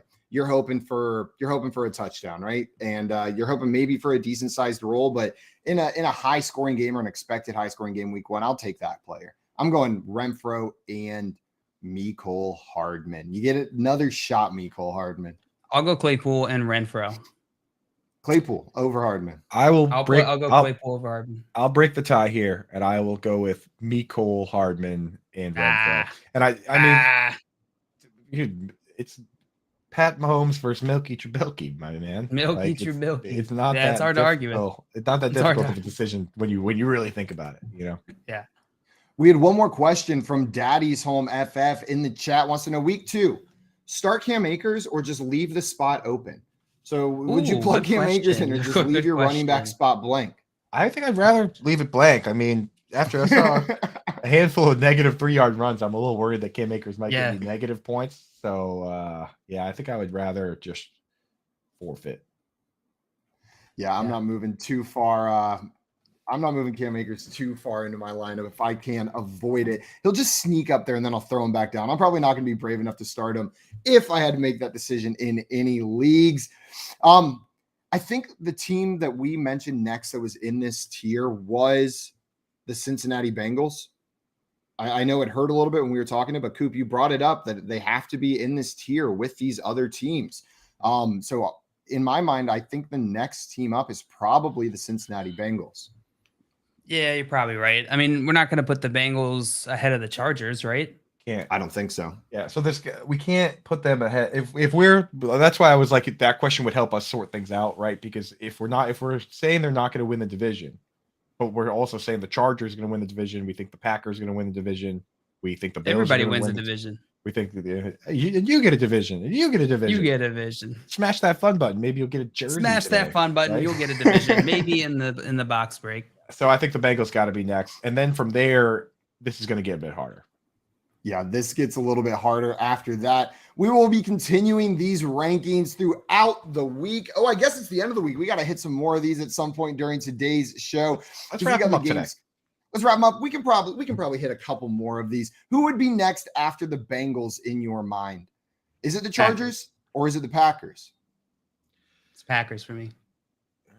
Yeah, no, I definitely can't have I would even consider the Chiefs here because the Chiefs, I think the Chargers are better than the Chiefs. I think the Chargers win that division. What are the odds? What do the Vegas boys say? 9.5 wins for Chargers, 10.5 for Chiefs. But there's lines on the division itself. The division, yeah, I can pull that up. Yeah. Well, I can also pull it. I guess I'm also sitting at a computer, right? No, you're not. I'm like, no, you're not. What teams are we talking about again? Yeah, so the Chiefs are favored to win that division at plus 165, according to the FanDuel Sportsbook. Chargers at plus 220, Broncos at plus 260, then the Raiders all the way down there at plus 650. But the Chiefs are currently favored, though it's not too far of a split between them at plus 165 and plus 220. I tell you right now, I'm going against the grain. I'm going against Vegas. I would bet on that. I would bet on the Chargers winning the division. I think the Chargers are a dark horse to make it to the Super Bowl. So I personally like the Chargers better than the Chiefs. You can jot that down. Oh boy, I couldn't do it. Not me. I'll put them over the Packers, but I'm taking Chiefs over Chargers. I think I'm with you, Coop. I think I'm Chargers over Chiefs in this conversation. We're doing it. We're sticking it to the books. Yeah. Also, I see from Tommy in here says, honest ask, can you guys give a take on why you think the Broncos are better than the Raiders? Not just you guys, but seems to be consensus, but trying to understand why. Coop, what do you think? Can you give a little spiel on why you think the Broncos are better than the Raiders this year? And Vegas agrees with us. Like I just said, the Broncos are what, at plus 260 to win that division. The Raiders at plus 650. So a pretty big difference between those two teams. Yeah. Sorry, what were the lines again? Plus 260 for the Broncos and plus 650 for the Raiders. Yeah. Let me explain it in a way that a massive Raiders homer can understand, which is what getting the game is. Yeah. So suck it, Tommy. Yeah. So, I mean, you say all they added was Russell Wilson. There's a reason that quarterback wins MVP every year, and then the second best quarterback usually wins Offensive Player of the Year. It's the most important position by far. And we saw the Buccaneers come out as a team that was pretty much complete except for the quarterback. And then they upgraded from Jameis Winston to Tom Brady and they won the Super Bowl. Like that's the reality of this league. This team comes in with, they have a good offensive line. They have they have all the offensive weapons, not just for this year, but they're all signed for multiple years. They already have Albert Okwuegbunam. They draft Greg Dulcich. They have Cortland Sutton, Jerry Jeudy, and Tim Patrick locked up. I know Tim Patrick's hurt for this year, but they still have KJ Hamler and some other weapons. Then they have two good running backs, Melvin Gordon and Javonte Williams. On offense, that team is about as solid as it gets. And then on defense, they have some amazing players as well. Justin Simmons is about as good as you can get at the safety position. So that's a team that I think is super well-rounded. If they were in a different division, then we would just be talking about them as a lock to win the division. They just so happened to play in an absolute shootout bloodbath division of all good teams. If the Raiders were in a different division, they would be within this top 10 list for me, I think, because I think that team is good. But you have to split hairs in the division like this, and the Raiders have one of the worst offensive lines in the league. So I just when you're a unit as important as that is one of the bottom 3 to 5, depending where you look, then I can't put that team ahead of a team like the Broncos. And Jordan in here agreeing with you, saying they've been widely viewed as a QB away for a couple years. Then they added Russell, Carrington, Wilson. So yeah, Coop, you were saying it. They've got a great team that they built all around them, and it looked like a great team last year, minus that QB spot. Also, Daddy's Home FF with the direct Coop quote: "Broncos winning the Super Bowl and Wilson MVP." Coop, dude, Mike, that's true. Daddy's Home is like 2 comments away from being banned from this chat, dude. I'm surprised he's still in here. Say something about Evan Ingram, dude. Say something about Evan Ingram so we can get you out of here. Daddy's Home. So Daddy's Home in the Scott Fish Bowl. Evan Ingram, a huge fan. I'm probably like highest on him of anyone in the industry. In the Scott Fish Bowl, a little bit. Yeah, I believe in him. Let's just say. So, dude, at Scott Fish Bowl, it's a live draft in Boston. Well, I'm there. I got all my rankings, dude. We got the board up there. Mike, Daddy's Home, is in my division. He's sitting there. He doesn't even have rankings, dude. He's just sitting there with his rankings where he had a beer in his hand, right? And he's just calling names off the top of his head. So we're going through the draft, and it gets to round 11, and I make my pick, and he goes, Coop, come here. I go over. I'm like, what does it do? He goes, what do you want? I'm taking Evan Ingram here, and there's nothing you can do about it. And I look over at the board, and I had just gone, and then he has 2 picks before I pick again, and he lets it go all the way down and around. Then he takes Ingram, and I'm just like, dude, you are the devil. And then the next day I go into the app, the Scott Fish Bowl app, and type Evan Ingram's name in there. There's 3,000 teams in this tournament, and the dude that selected Evan Ingram earliest in the entire tournament, it says right there, Daddy's Home FF. Oh my god! Literally just went on my Twitter account, looked at the players I liked, and he was like, "Yeah, I'm gonna reach for all those guys." And then your fiance walked in and went and gave him a hug. Yeah, went straight to him. Who's this fine gentleman? He's like, which team is yours? He took literally every player I wrote an article on over the last 2 years. He drafted me. He took Rashad Bateman. He took Adam Thielen. He took Evan Ingram. Like, if my team wins the Scott Fish Bowl, I get the victory lap. If his team wins the Scott Fish Bowl, I get the victory lap because that's also my team. So yeah, Daddy's Home, dude. He's the best. He's my favorite. And what a great strategy. Just read Coop's articles, or just type in his name on Fantasy Alarm, and then just go through the articles one by one and draft all of those players. I saw a couple people in the chat talking up the Chargers here. Emily saying Chargers have the most indoor games this year, could be sneaky good. And Jackson saying Chargers got to be number 1 with that offense and defense, I think, on paper right there. So it seemed like maybe we were in agreement. The Packers next at 7 after the Bengals. And then Coop and I were in agreement on the Chiefs potentially being next at 6. JL, I think you had them ahead of the Chargers. Coop and I both ahead of the Chiefs. Breaking news. Producer Keith in the chat just said that he put a bet on the Chargers to win the Super Bowl. So now we need to move them down. Yeah, sorry everyone who is hopeful for the Chargers, but Keith just ruined it. Keith likes them. Probably not going to be that good. He likes the Jets. He likes the Jets. Oh no, an idiot. That's our analysis. Hard hitting analysis, though. It's like we ask Keith who he likes and put those Keith. teams at the bottom. So yeah, that's a shame. That's a real shame. Chargers or Rams is the next question, I feel like, and it might be a question. So the Rams we're at 10.5 wins for the season according to FanDuel Sportsbook. Chargers at 9.5. So they like the Rams a little better, but we got a sneak preview of that Rams last night against arguably one of the best defensive lines in the league this year. But are you putting the Rams or Chargers next, or is one of the other teams? Maybe you brought up the Ravens as potentially in that tier earlier, Coop. Are the Ravens the team that you would throw at number 5 on this list after the Chiefs? Yeah, I would have the Rams. I would have the Rams and the Chargers ahead of the Ravens personally. I don't know about you guys, but I mean, the thing with the Rams is that they were always the dogs in this game. Vegas always had them as dogs, so that might not have even have been the 10.5 total was probably independent of this game because they were assuming they were going to lose this game.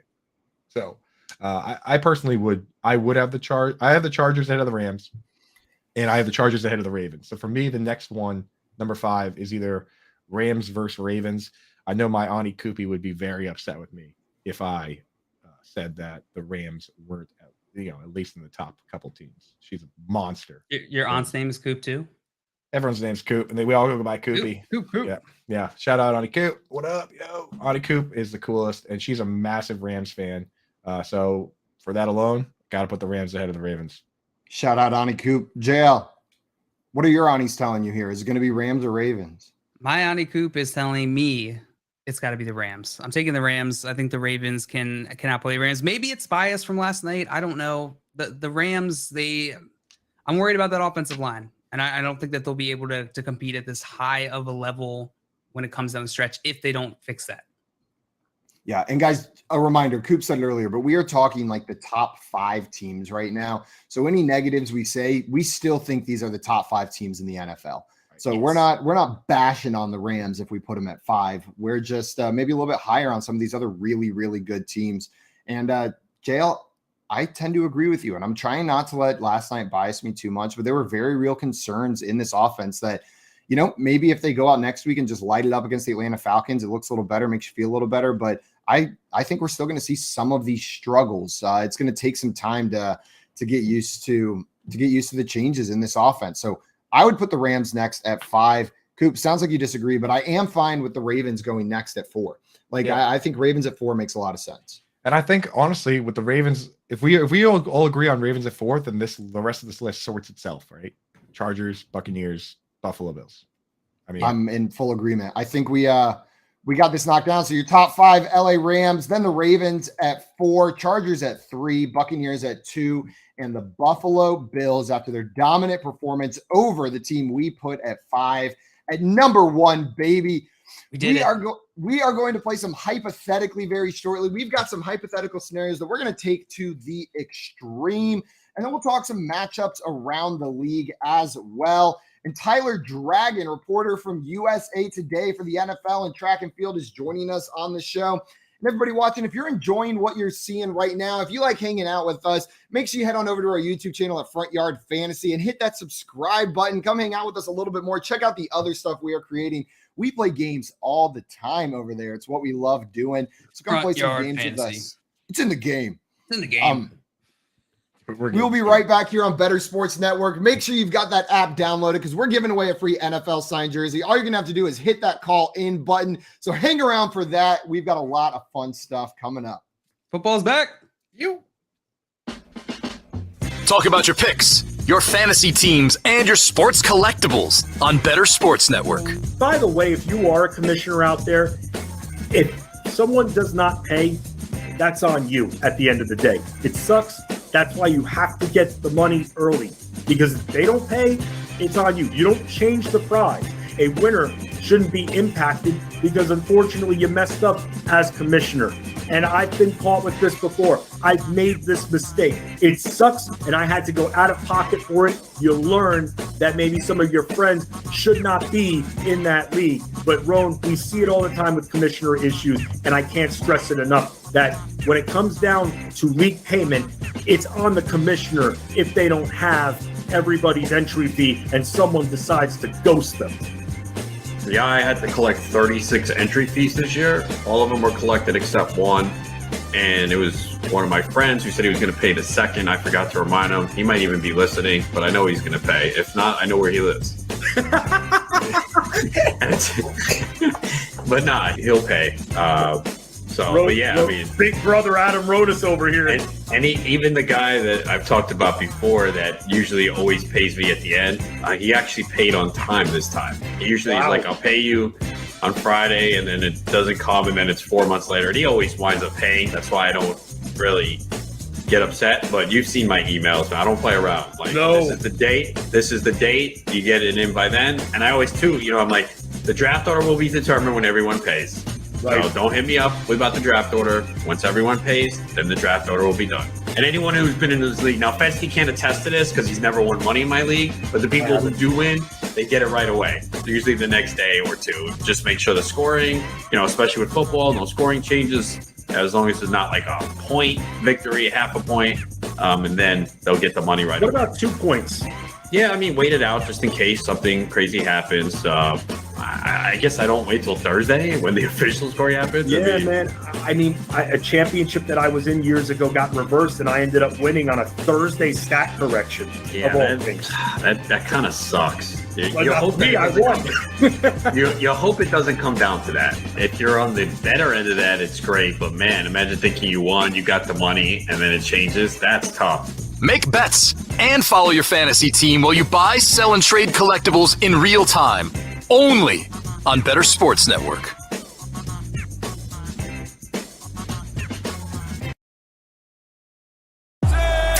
Get ready for fantasy football season by listening to live coverage of the FFPC main event from Las Vegas, Friday and Saturday on Better Sports Network.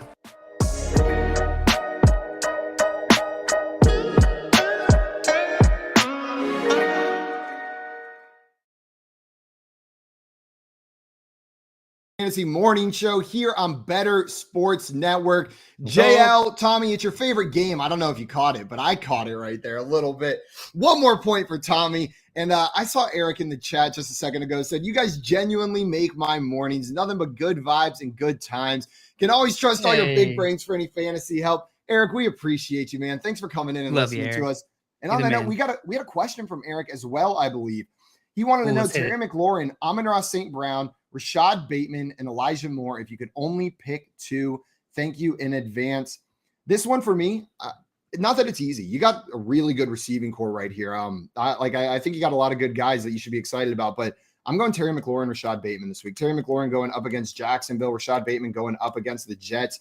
Bateman should be the dude in that offense. Terry McLaurin, playing with Carson Wentz, I'm expecting it to at least be a decent game. I'm throwing those two guys out there and seeing what we got with Amon-Ra St. Brown with all the options healthy and Elijah Moore with Joe Flacco. I feel like there's a little bit more uncertainty with those guys. I believe so you went Terry and who? Bateman.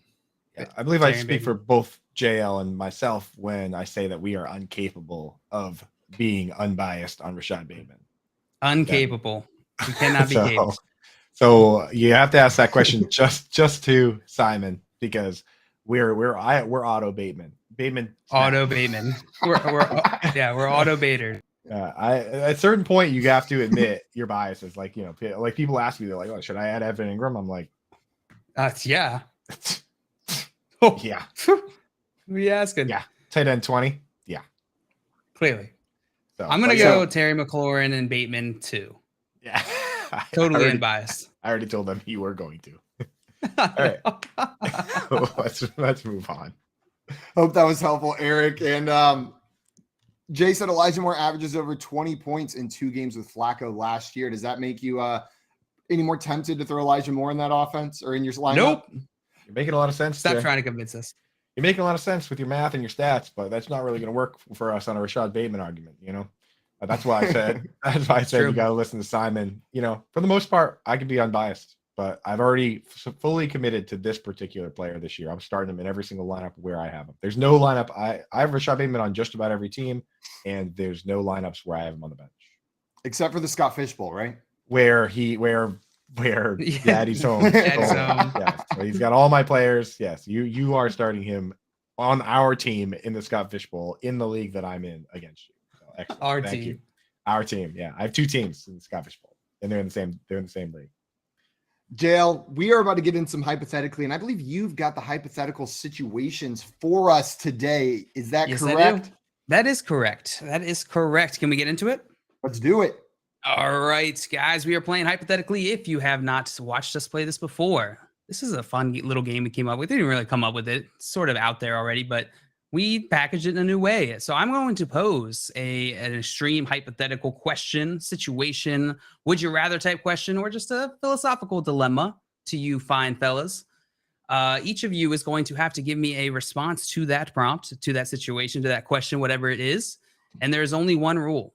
And that rule is that you overthink the absolute hell out of your response. Oh, I got you. All right, guys. Yeah. All right, let's get into it. The first prompt. Coop, we are starting off with you today. Here is your first hypothetically prompt. Would you rather chop off your non-dominant index finger or forfeit every rookie pick in every league for the rest of your life? So I got to say, I know the rule is I need to overthink it, but I really don't. because like my number one fear, I know Simon has some creepy like thing with skin or whatever. I have no idea what he's talking about most of the time. Something about skin. I can't honestly. But my So number gross. one fear really is losing a limb. Like the idea of it is awful. When I watch movies, like I would rather have like like I'd rather have a dude get shot directly in the face and die than have like a limb cut off. Like when I was watching Game of Thrones when it first came out, and then a certain part happened, and I was like, I didn't watch the show for like 7 years. That's it for me. I was That's like, it. We're done here. Stands up, Right, turns yeah. off his TV, walks Right. upstairs. So for me, like I'm already locked in on this. Like you can have all my dynasty teams. I'll never play fantasy football again, but I'm keeping my finger. Keeping your non-dominant index finger. Keeping them Simon, all, bro. would you rather chop off your non-dominant index finger or forfeit every rookie pick in every league for the rest of your life? I have two questions. One is a clarifying question, and then one is, I think, a very stupid question, but I have to ask it so that I can answer this question properly. D-man. I'm going to start with the non-stupid one. Am I allowed to have anesthesia during the procedure of my finger being cut off? Like, can I be put under and I just wake up and like I still have to go through the recovery process, but the finger's been cut off while I was out and it's bandaged up and good to go? I will give you partial anesthesia. So you are Awake? anesthetized. You're awake, Yeah, but that's the word. you can still kind of feel it a little bit, but it's not as Okay. bad. Oh, Okay. Well, the other question I think matters less now that I have the answer to that one. But which finger is my index finger? I don't know how to answer that. The one that you point with. The pointer finger. Okay, so Yeah. index finger and pointer finger are the same finger. Okay. Well, man, if I have to feel it, if I I never have had to answer that question Ugh. before. that's my grenade throwing finger in video games, bro. A grenade. I That's need true. that. That's important. I need that finger. You have to dude. switch to your middle finger. I can't. Man, am I allowed to trade away my rookie picks and they get forfeited once the draft starts, or they just never show up in my queue? You never had them to begin with. Every single time you would have gotten the next year's rookie picks, they're gone. You know what? This saves me a lot of pain. I don't have to worry about drafting Royce Freeman and then hating it anymore. I don't have to worry about Rashad drafting Penny. N'Keal Harry and then it not working out. I don't have to worry about trading back one spot and a missing Jalen Waddle and drafting Terrace Marshall. All of this pain that I feel in rookie drafts that has just happened time and time again. Sure, I've had some hits. You know what I mean? Like we've had some great players join my team Justice through the Hill. rookie draft. But yeah, Justice Hill, for example. Miles Boykin. Just absolute John Ross, another one that really just showed up for my team. Or Quan Bishop, Treadwell. Bishop Sankey. I'm giving up those rookie picks, and we're playing Dynasty on hard mode without him, is what's going on right there. Oh my God. I love that. I love that so much. Well need that done, question. contestants. That's a good one. I love that you both took opposite sides of this. Let's get into our next prompt. You guys Let's ready? do it. Yeah. Yeah. All right. Would you rather ride on Mo Alley Cox's shoulders everywhere or carry Kyler Murray piggyback everywhere you go? Simon, we're starting with you this time. You know, I thought immediately this was an easy ride on Mo Alley Cox shoulders everywhere, because that would just that would be badass. And like to feel like a kid again, I feel like he's big enough to make the proportions proper for me to sit on his shoulders and to look like a child sitting on like a grown man's shoulders. Like I'm 5'10". That dude is a tall, large man. But then I started thinking about it. An NFL starting quarterback, a top tier NFL starting quarterback. Everywhere I go, he's on my shoulders. Know what I mean? Like there would be so many questions. Piggyback, like everyone would be like, wait, why is Kyler Murray on your shoulders? Like I could get into any place I wanted to. Like, yeah, I'm with Kyler. Like I'm his transportation. Sorry Kyler, about that. should we go to Taco Like, Bell? Yeah. Exactly. Cool. We can skip the lines and everything. We get a reservation everywhere. People are excited to see us. Like I'm giving Kyler Murray a piggyback. And you know what? My legs are going to get so hot if I'm piggybacking Kyler Murray around all the time. I know he's not that big of a dude, but like I'm going to get strong. It's leg day every day carrying Kyler Murray around. Steps are going to suck. Before you make a decision, let's get some questions in here. I think questions are important a lot of the time. So okay, we know what goes on when you need to go around. So you know, like when you're walking into Panera, we know the situation. What's the situation like when I need to when I'm like sitting at home watching TV, like sitting on the couch? Like if I was watching the football game last night, what's that arrangement like? Is it just when you're traveling, like outside of your home, or is it in your home as well? So you are allowed to. The only time that you don't have to abide by these rules are when you are moving in area. So if you are, like, you can sit on your couch, you don't have to be on Mo Alley Cox's shoulders, and you don't have to have Kyler Murray in your back. But if you want to go to the bathroom, Mo Alley better come over and pick you up, or you better go and get Kyler and then carry him to the bathroom with you. That's tough because I don't know Mo. I guess I would have to watch some Mo press conferences and see what kind of a guy this is, like how willing to cooperate he is. Like if I have Kyler, That's true. You are very, you're right? very Like, dependent on Mo Alley Cox. With Kyler Murray, like I'm in charge, right? Like he has to ask me if he wants to do something. I'm like, you know what, Kyler? Nah. But like with Mo, like, please, can we just be get like, I don't Taco Bell? feel like it, right? Like if Mo isn't, if he's not feeling it, then I'm kind of in trouble, man. So it's I have a little more autonomy with Cox is like, with Kyler Murray. I'm not going. I mean, with that, I'm not going in the Panera. Yeah, with that in the range of outcomes, dude, that steers me towards Kyler. I don't know, Simon. You have the first call on this one. Toronto Dave said, "Top of the morning, gents. Top of the morning, Toronto Dave." What's up, Dave? And then Daddy Son said, "I'm all in. Kyler is sitting on my shoulders while I poop." No, I'm having him. Simon? I'm having him wait outside the door for me. Like he can drop me off in the bathroom, that he's going to wait out on the outside. Man, the more I think about it, like, so Jail, if he drops you off on the toilet. If I were playing basketball, there's a lot of moving involved in that game. Am I required to be on top of Mo Alley Cox's shoulders? Oh, 100%. Mo Alley Cox is a college basketball player, played for West Virginia. So you combined with Mo Alley Cox. Did he ever play with Simon on his shoulders? We could alley-oop just like as one person, as one being. Like he could throw the ball up to me and I dunk it and we got it. I'm taking Mo Alley Cox. I changed my mind entirely. Oh, it's just called an oop because he's Mo Alley Cox. Yeah, for him it's just an oop. That's I hate you. Such a bad joke, dude. It's really bad. All right, so you're taking Mo Alley Cox, Simon. I'm sorry. I got to take the other side, man. I got to be in control of my own destiny here. I got fantasy lineups set. I got things to do. I can't be relying on Mo to make the decisions for us. You know what I mean? And he's going to have his own errands to run, and I'm sure Kyler will too. But I'm going to go with Kyler. And at the end of the day, what it really boils down to for me is that I know for a fact that Kyler Murray is a big Call of Duty fan. And I think that we could get along playing co-op. I still have all my favorites. Just sitting back on the couch with you, like even though you don't have to. He's still, me and him. He's like, this is where I'm comfortable. He's playing with the controller like right in front of you, like arms around your shoulders, controller right there. I was imagining arms like around your belly, like as if he's riding a jet ski, but with the controller. This picture, I was like, he's on my shoulders, and we're playing NHL, and like I'm winning. But then he reaches down and like covers my face, and we both have a big giggle about it. We're like, Kyler, stop. Kyler. Yeah. So I think that's the truth I want for myself. That's the journey. All right. I like that. I think we wrapped up that hypothetical situation very well. Let's get on to our next one. Coop, this one is for you. This is important stuff though, right? This is very important. Somebody needs to talk about this stuff.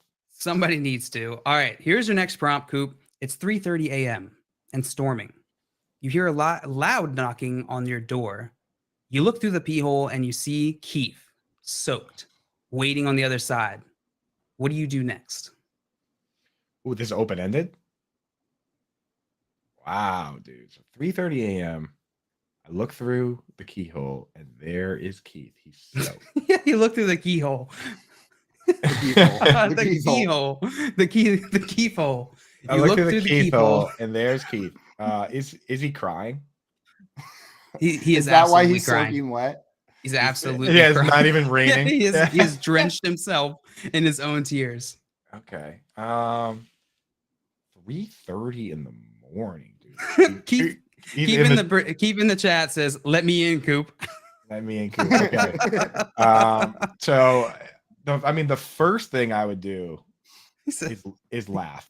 I think I would get a good laugh, and I'd be like, look at this guy, dude. I don't know, Simon. Do you have any? I want Simon to parse this out with some questions first, because sometimes I give an answer and then Simon asks a question and changes everything. So I'm not giving my answer until Simon asks any questions he has available first. Do I have any heads up that Keith is showing up at my house, or is he just showing up? 3:30 a.m. You're woken out of a dead sleep. And when you say soaking wet, does it look like this man just jumped into a pool? More like a lake. A lake? Okay, so yeah, you can tell the difference by the way that he's wet. And he's got some You can tell stuff that's a on lake him, wet. maybe like a little bit of Like a little plant algae. matter, a little Yeah. mud, like just sitting on Little him as duck well. poop, little goose poop. And is he fully clothed? He is not. That is a great question. He is not. He's actually in a bathing suit. Okay, so the soaking wet makes a little bit of sense then, but not at 3:30 in the morning. Man, you know what I'm doing? I'm probably not answering. I probably am dead. You're just gonna asleep. go to bed? You're just no. you're just shut It's the not going to lights be on off? purpose. I'm going to be in my bed, AirPods in. Dan Carlin's Hardcore History is going to be blasting in my ears, teaching me about Supernova in the East. Mongolia. teaching me about the Wrath of the Pacific side of Khans. World War II or something like that. And I'm not even going to hear Keith knocking on the door. My dog will start barking. My girlfriend with her AirPods out will hear, get up, think there's a murderer in the house. Like that is what's going to happen, that someone's trying to murder us. And then we're going to go to the door and I'm finally going to see Keith as I make my way over there. And you know what? I'm just going to open the door. I'm not going to say a word. And then I'm going to just walk to the guest bedroom, which has not had the sheets cleaned. My dog's been using it as a dog bed for about 3 weeks. It's covered in dog hair and like chewed up chunks of his toys. Keith can sleep in that bed, and then I'll see him bright and early at 5:30 in the freaking morning before this show happens. 2 hours of sleep, Keith. You're gonna do that to me? I'm mad just thinking about it. Yeah, so I think I'm gonna do something similar. I mean, I see Keith. The first thing I do is I go and get my dog, and I make sure my dog is wet, and then I put my dog in the guest bed because my dog's not allowed on the guest bed. How do you make sure that your dog is wet? Yeah, I mean, if it's raining outside, water, then I would You're bring gonna him let outside. him let him outside? Well, I would go out the back. What I'm I'll saying go out is the if back your dog door. is dry. I'll go out the How are back you door. gonna get Well, him? otherwise, I would put my dog into the shower. You know, in the shower. The shower. Yeah. And then I would put my dog in the guest bed, even though it's not supposed to be, but I would just do that so that it would be all like gross. And then I would get some sort of weapon, obviously, because I'm not just gonna let Keith in at 3 a.m. after I've been bashing the Jets 10 shows in a row now, you know, without some sort of weapon. And then I would obviously guide him over to the dog bed, just like Simon would. So I think we're both in agreement that he would we would let him in, but he would need to sleep in some sort of dog bed, right? The reason I'm gonna let Keith into my house if he shows up though is I have a fairly high fence that surrounds my house on all sides, and it's like a metal cast iron fence, right? With like this little decorative. Did you get in here? like a little decorative spike at the top of each individual pole. Keith's swim trunks are ripped after he climbed over that fence. You know what I mean? He's in his, he's just wearing the net that is inside of the swim trunks. Coop special. He's giving me a good morning wean to start my day, and that's why I'm not saying a word. I'm just throwing him in the guest bedroom. Maybe if I'm feeling nice, giving him a pair of like Bucky's Christmas pajama shorts. You know, the ones that I like can't even wear right now because it's not Christmas.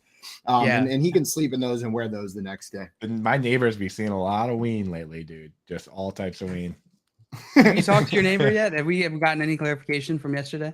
I haven't seen him, dude. I should pop over and be like, you know, sup girl. Dude. Yeah. What'd you think? I wish I just knew. Jail, can you provide some clarity onto how Keith ended up in this situation? Like what led him to being at my door in San Antonio, quite far from a lake, fully soaking wet? I can't provide any clarity because this is the situation. You have to make this decision with limited information here. Dog bed. All good. Joe, you got one more for us? Yes, I do.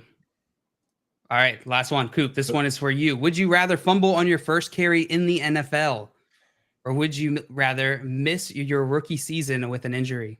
Ooh. Oh, man. R.I.P. James Cook.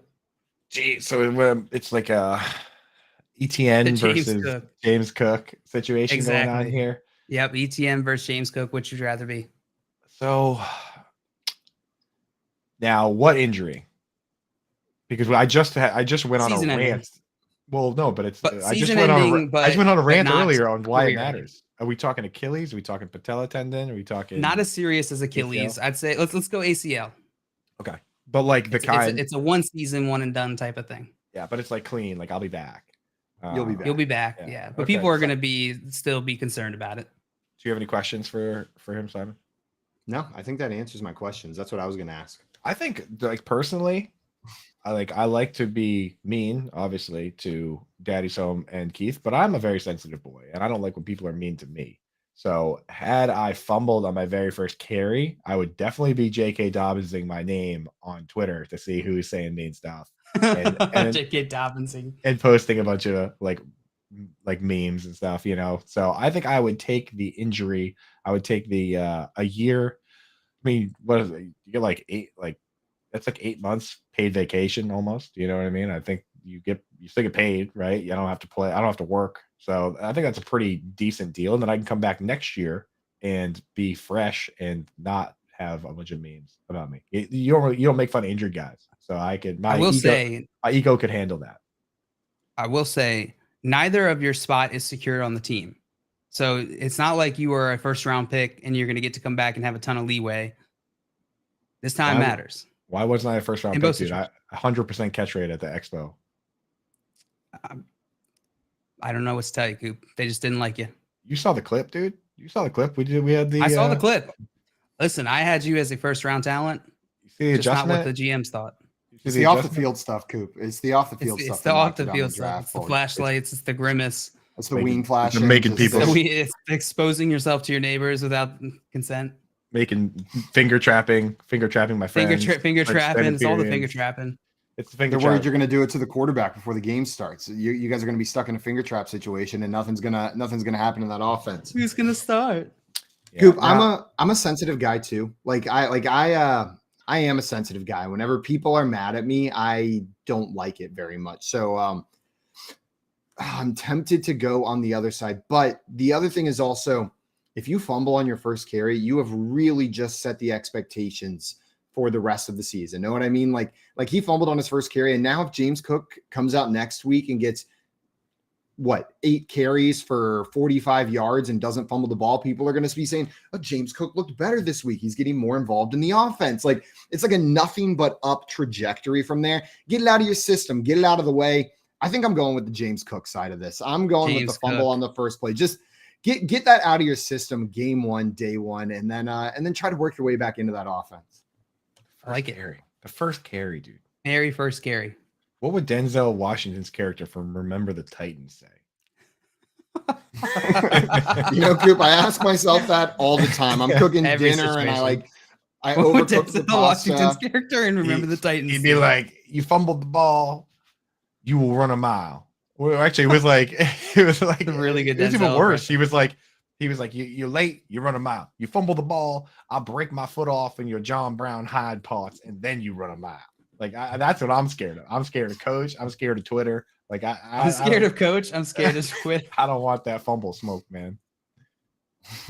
Coming up next, we're going to be talking some matchups around the league for week 1, fantasy implications, and a little bit more. And then Tyler Dragon, NFL reporter for USA Today, is joining us as well. You are listening to the Front Yard Fantasy Morning Show here on Better Sports Network. Here, our very first guest ever, the Action Network. Darren, thanks so much for doing this, man. Of course, anytime I could be the first guest on anything, not to downgrade you, but yeah, no, this is great. Darren, if I can go back to this Mickey Mantle thing real quick, this $12.6 million, do you think that would have been like 20 if this happened like 6 months ago? This makes sense. I mean, you have such a beautiful card. The story about they couldn't get rid of these things because it was the high numbers, and the whole story on the mantle, basically it was the high numbers. So it was the second set of cards that came out, kids had already moved on. And then by 53, they're like, wait, that's the old ones. That's 52. And they couldn't really sell any of them. So they dumped them off a barge. And, so you had a scarcer versions of the 52 cards. Listen, I think crypto had people spending a ton of money, obviously. And so I think there's probably a little bit of a downturn, but I think where you see most of the downturn is things that don't make sense. And, to me, I just think, yes, there's still things that I'm just absolutely shocked about. But even in memorabilia, even by looking at Heritage last night, man, I think I had $59,000 in bids that all lost. It seems pretty healthy out there in the collectibles market. Tell us about this Hugh Hefner Viagra pill container. You know what I'm saying?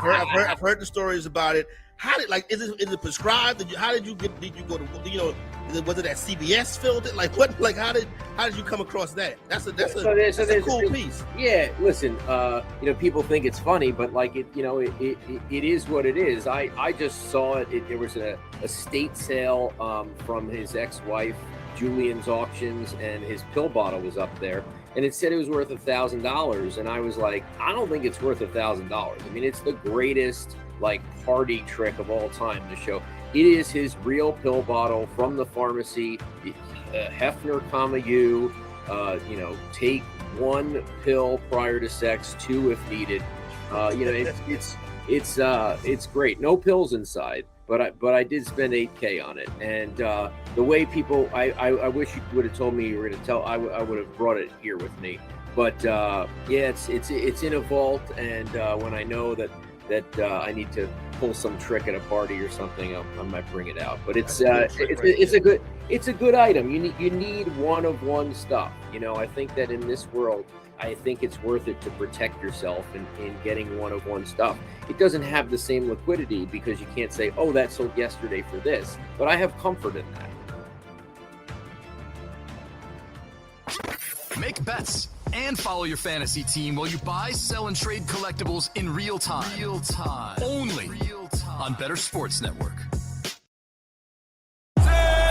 Get ready for fantasy football season by listening to live coverage of the FFPC main event from Las Vegas, Friday and Saturday on Better Sports Network. Bills go I formation. Gilliam in front of Zach Moss. First third down they've had in this game. Snap.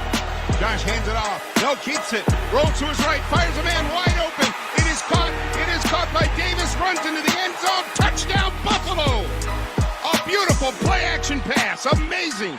A 26-yard touchdown pass on third down to Gabe Davis. Touchdown, Bills. The Front Yard Fantasy Morning Show. I almost forgot what I was even going to say there because having the play call, the touchdown play call over the music just got me grinning from ear to ear. That was hot. Good job. Was that Keith or Ernie? That was probably Ernie, wasn't it? Keith, you're hired again. Ernie's the man, though. That's Ernie. Ernie doesn't get enough props on this show, dude. Ernie's are shout out Ernie. Cooler. Shout out Ernie. If Ernie showed up at my door, I would immediately let him in, and I would get him a hot chocolate and a warm blanket. Yeah. I would give him I would just give him $1,000 and some fuzzy socks. Know what I mean? He's $1,000. We cranked that AC in our house, so I'd give him some fuzzy warm socks, and then he could walk around in it. They're kind of like slippers. Also, I wanted to shout out Mrs. Scampers in the chat. Mrs. Scampers came in with the $5 super chat. Mrs. Scampers, she says, I'm trying to take over as the chat cat here. Mr. Scampers, watch out. Your wife's in I'm not going to lie. I would cat. like to think that we're better than that we can't be bought, but that is an absolute lie. We can totally be bought. If you would like our affection, our love, send us money. We will absolutely give it to you. I'll move the Raiders up right now for $1. For $1, yeah. That's it. $1 spot. And Tommy, if you're listening, throw a little bit our way. Before we get into talking some week 1 games, I've listened to that commercial, the Viagra one, a bunch of times now at this point, but that is the first time that I have heard him say that he spent $8,000 on that Viagra bottle, $8K for, I get it, it's a one-of-kind memorabilia. Holy cow. That's some real memorabilia right there, a real collectible to drop that kind of cash on. I get it why it's in a vault now. Store that over there. Yeah, I mean, if you're into, poop cards and Viagra stories, then 3:00. I think Nando and Corey are talking about weird stuff like that. So make sure 3 to 5, all your weird topics. You tune in. Yeah. Not like this show where we don't talk about anything. No. The commercial where they're the Viagra commercial where they're if you have an erection lasting longer than 4 hours, please contact your doctor.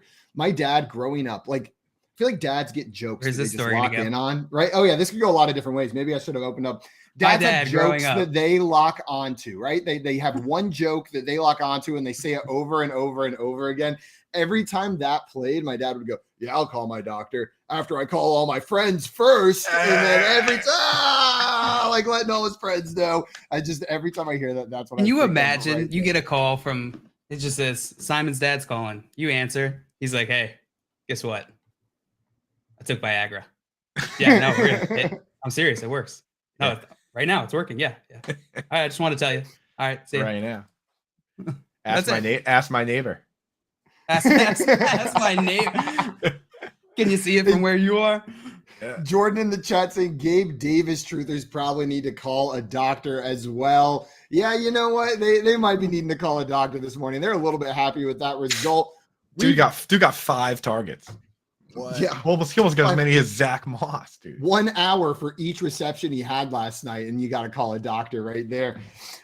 It is that time again, though, guys. I hope you've got the app downloaded, and I hope you're ready to hit that call-in button because we are giving away another NFL signed jersey right now. Hit that call button, and one of you guys will be our lucky winner on the show today. It's easy enough. I see some past winners in the chat. You can ask them. It's super easy. Just hit that call-in button. We'll bring you up here. We'll show you what jersey you want, and I'll probably say the wrong name, and Coop will get jealous if it's a tight end. It's our game. I got our That's prize today. Thanks. We've had a lot of tight ends lately. We've had a lot of tight ends. Yeah, dude. You know who would have won? Who would have loved the one the other day? Kevin Tompkins would have loved that Jay Novacek jersey. I know he would have. Oh, really? For sure. Yeah, he's I've heard him on the show bring up Jay Novacek in the past. He's a big fan. JL, is that the alternate prize for today? This is the alternate prize. It is a slightly used but very fair condition lint roller. Okay, cool. How many sheets on that thing? Oh, at least 20. Well, okay, so now for the comes with hair. For the listener, yeah, like it comes with hair. Is it just your hair, or what variety of hair do we have? It is certainly not just my hair, and I have no idea how to identify it. But I would venture to guess it's Maria's hair and my hair and Rosie's hair combined. Is there any of Sir Plant's hair on there? There's some Sir Plant hair for sure. For sure. I don't know why I said it. I don't know why I said it like that. You're like, there's some Sir Plant's hair on here. I was like, yeah. Jordan wants to know, can we go for 3 straight Cowboys tight ends? Maybe a Jason Witten jersey coming out today? 3 straight Cowboys Name tight another ends? one. Name another one, Simon. Blake Jarwin. Name another one, Simon. Simon, yeah. Another Cowboys tight end. You're exposing me right here.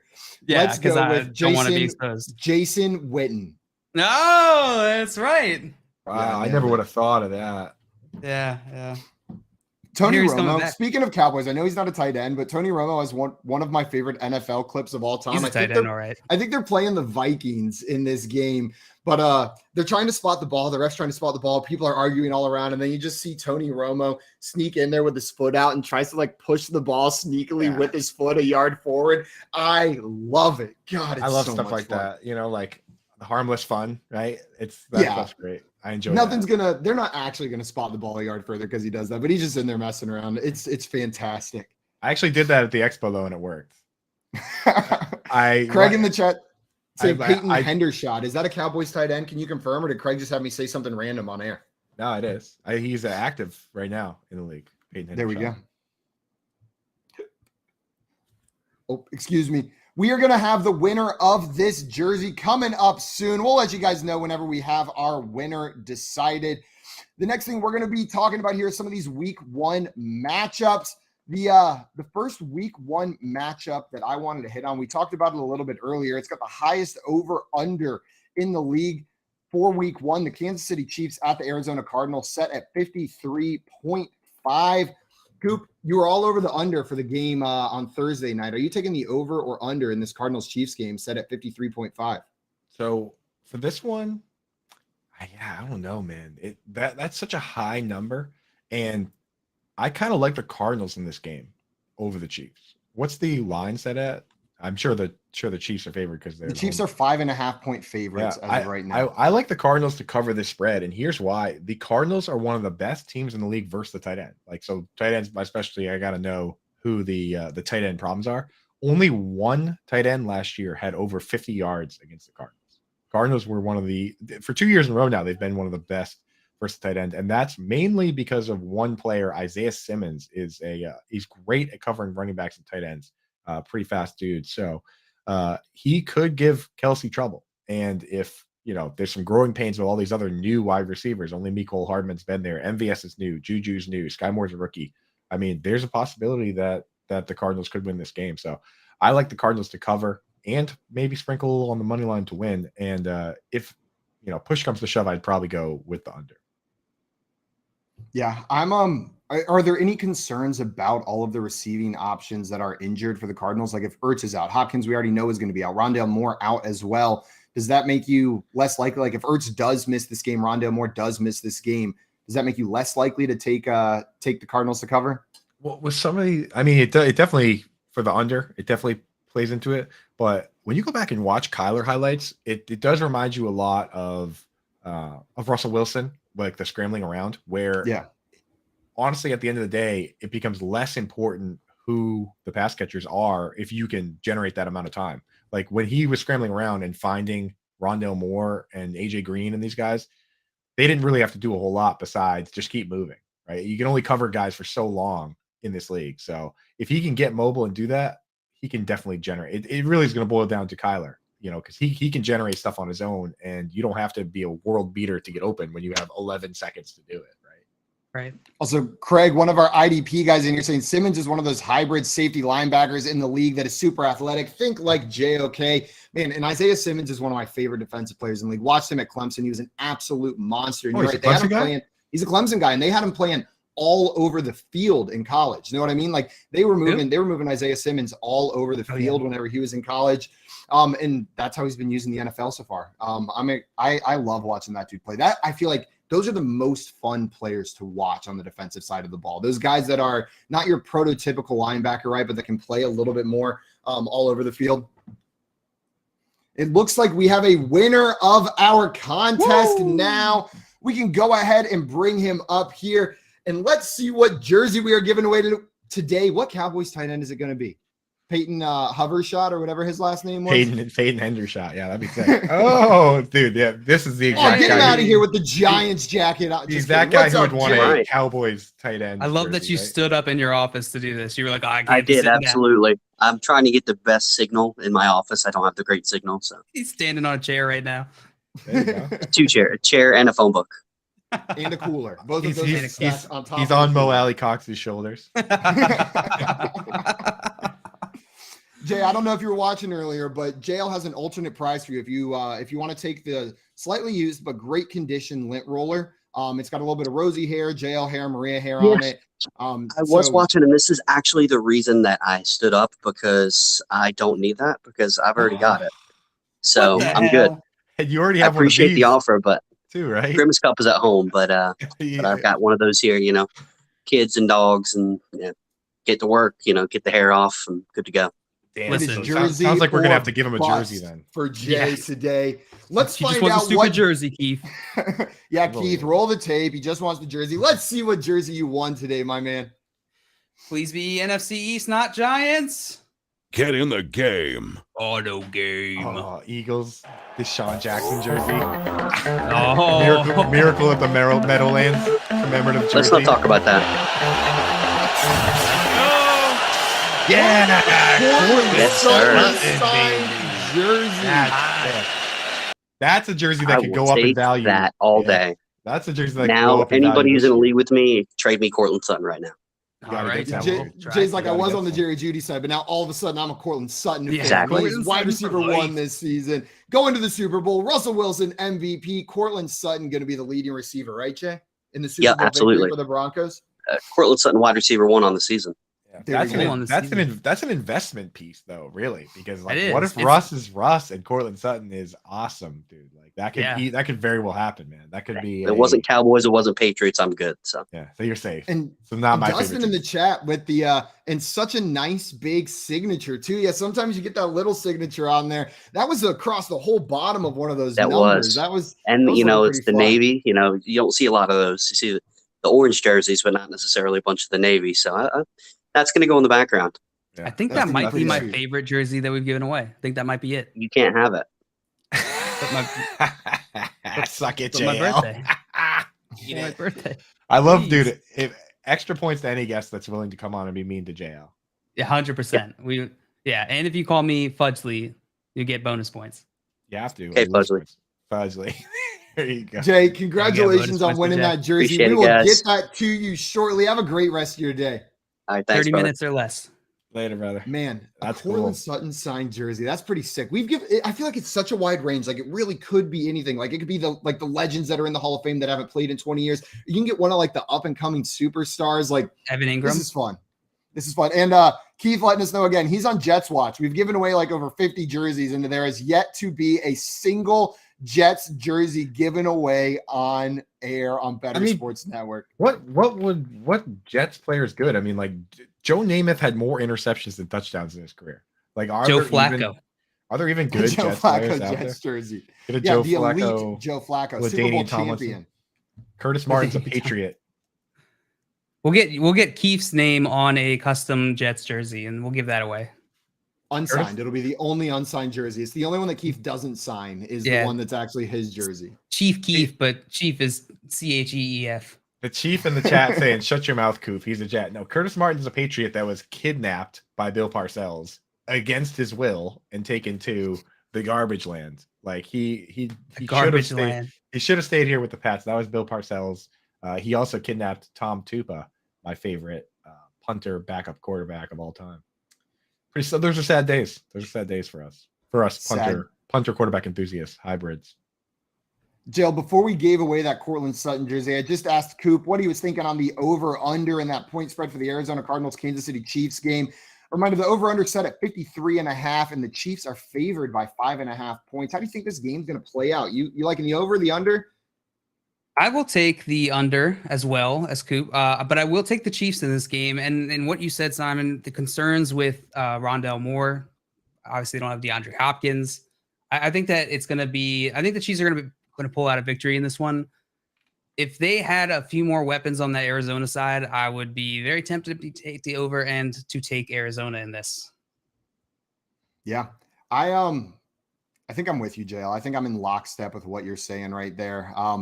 Now, there's some interesting player props on this game as well. James Conner set at 52.5 rushing yards for that over-under. You guys think he can break that? It's not too stout of a Cardinals defense that they're going up against here. I could see James a Chiefs defense. Sorry, I could see James Conner having 50 yards and like 7 rushing touchdowns. Right?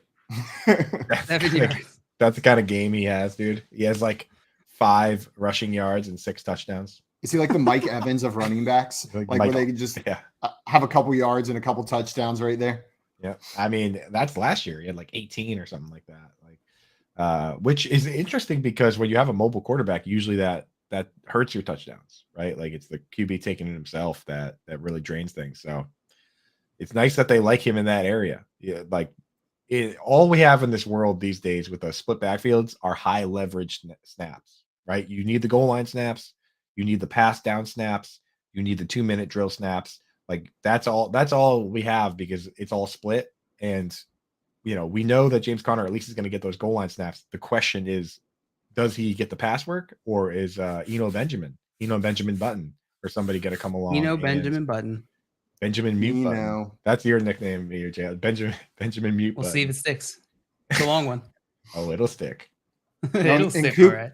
Coop, to your point, it wasn't a guarantee last season, even when he had this great fantasy season, that he would hit that 53-yard mark that would be required to go over on this line.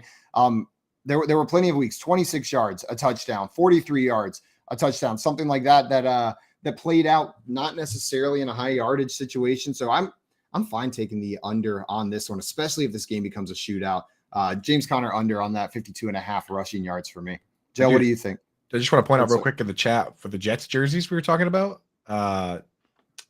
Matt, better boss, dude, our boss, comes in and says Mark Gastineau. And that's a great name to throw out there because within recent years, they went back. So the sack statistic only went back so far. They'd only been tracking it so far.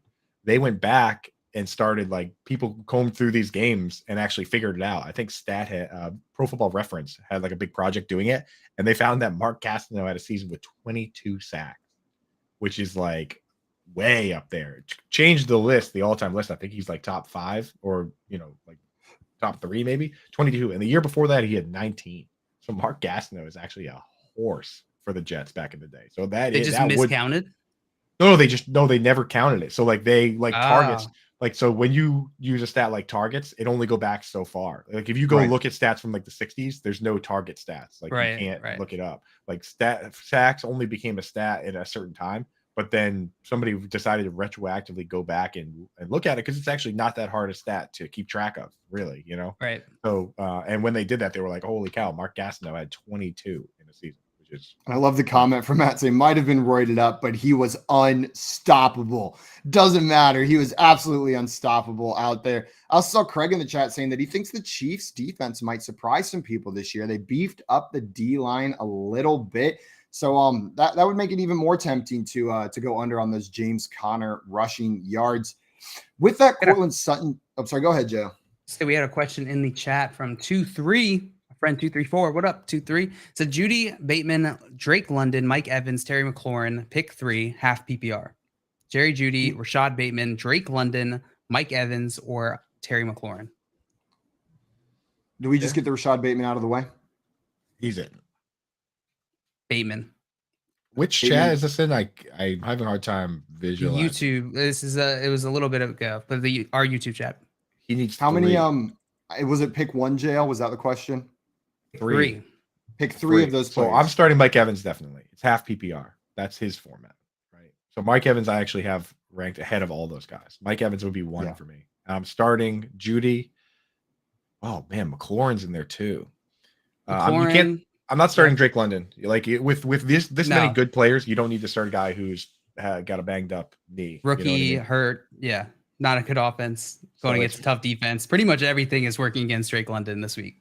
So we basically just got to pick one of those guys to not start. Judy, Bateman, Evans, McLaurin. Judy, Bateman, Evans, McLaurin. For me, it's gonna be Judy. I'm gonna not start Judy out of those 3. I'd rather have Evans, McLaurin, and Bateman this week. I think that's fair, and you're leaning into the format too. Half PPR. Judy probably more of a full PPR play than he is a half PPR play. So yeah, Bateman, Evans, McLaurin, go big. And those are some good wide receivers. Good job, dude. Yeah. I hate that we're all in agreement here, but I'm going with Bateman, Evans, McLaurin as well. I think it's pretty clear. I want to see, like, you have good enough receivers that you can kind of see who Russ prefers week 1. Is it Cortland Sutton? Is it Jerry Judy? And the crazy thing about a team like that is that you didn't have to go, like, that's a great group of wide receivers, and you didn't have to go 0 RB to get that group. Like, you could have started off with a running back in the first round, right? And then is Mike Evans a second round pick? Like, you could have gone like running back, Mike Evans, another running back, and then collected this group of McLaurin, Bateman, Judy. You know what I mean? It wouldn't have been that hard. So I don't mind. That's a great group of wideouts, and you still didn't have to sacrifice too much to get it. No, absolutely not. While we're talking a little bit about the Broncos, we just gave away that Cortland Sutton jersey. I wanted to hit on that game next. It's Russell Wilson's first game as a Denver Bronco, and he's going up against his former team, the Seattle Seahawks. We mentioned this over-under earlier. It's at 44.5 points, a little bit lower than the last game we talked about, and the Broncos are favored by 6.5 points here. JL, do you like the over or under on this game and what is projected to be a Broncos win? What was the over-under again?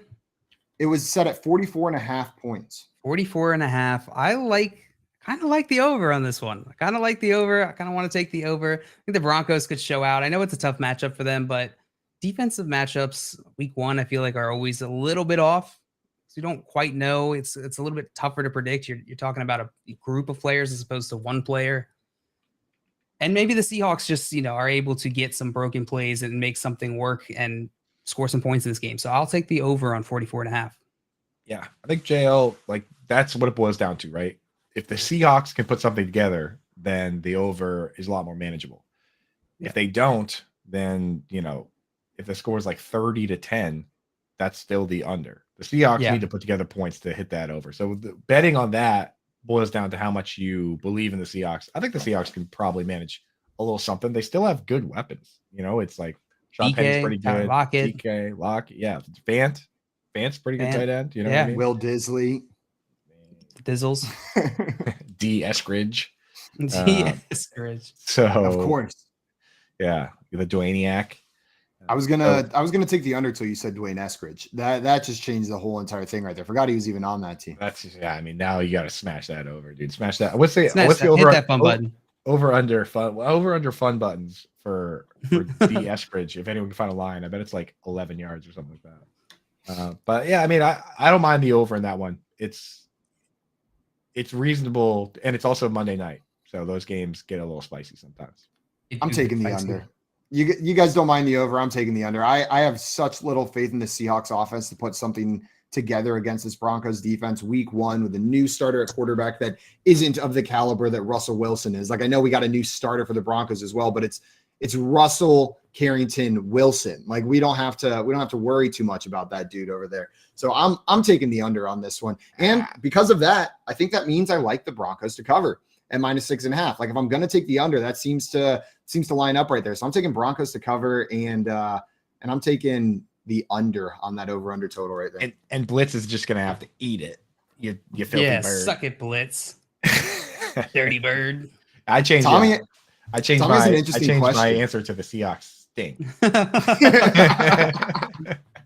Tommy has an interesting question for us. So with a quarterback playing his former team, and we've got a little bit of that. We've got 3 different instances of that going on. Only 2 where they played for that team last year. Baker Mayfield going up against the Browns, then Russell Wilson going up against the Seahawks. Does the advantage go to the quarterback going up against the defense that they're familiar with, or does it go to the defense going up against the quarterback that they're familiar with?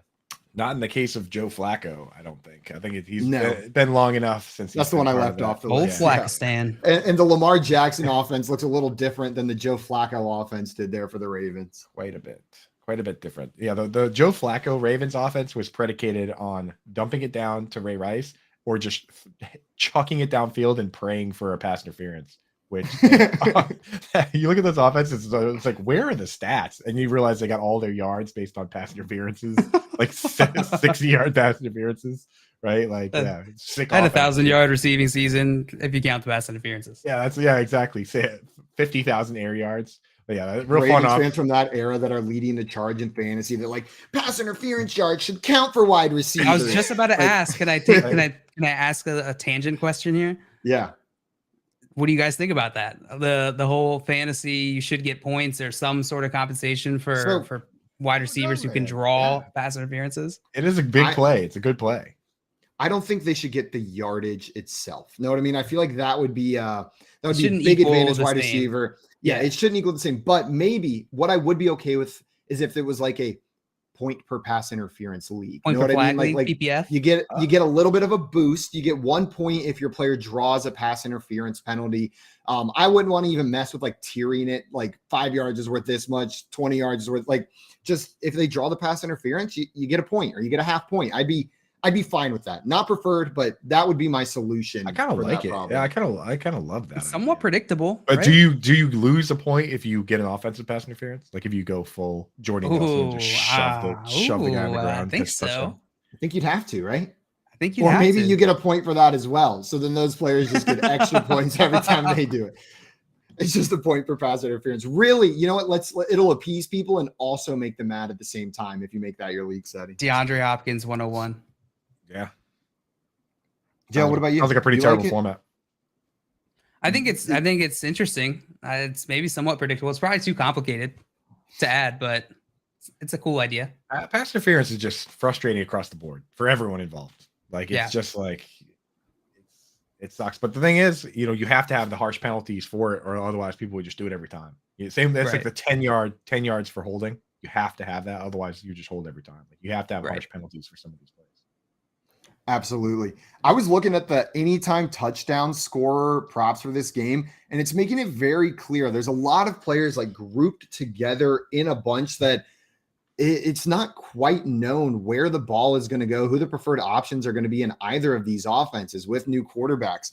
We've got Javonte Williams at +110, then Cortland Sutton 135, Rashad Penny 140, Jerry Jeudy +155, Melvin Gordon +175, DK Metcalf +195, and there's 3 other players, Tyler Lockett, Albert O, and Noah Fant, all under +300 right there. That just seems like a large group of players, all with a pretty high probability of being an anytime touchdown scorer in this game. If you guys had to pick one, ignore the odds. If you had to pick one player, say like, I'm putting my money on this player will score a touchdown in this game, either on the Broncos or on the Seahawks, which player do you think is most likely to score a touchdown here?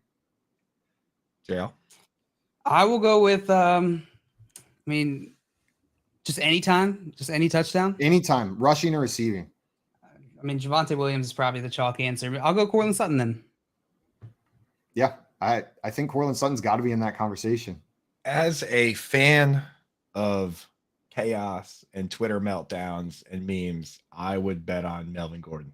Melvin Gordon. And I would love for it to be like Javonte has like a 50-yard run, and then they just barely catch him and take him down. And then like three carries in the and Javonte takes himself. Yeah, Javonte takes himself out of the game because he's tired from the big run. He's like waving over Melvin. He's like, "I'm tired. You got this, dude." And then Melvin comes in and scores. And Melvin comes in and gets stuffed twice, but then scores on the third one. Yeah.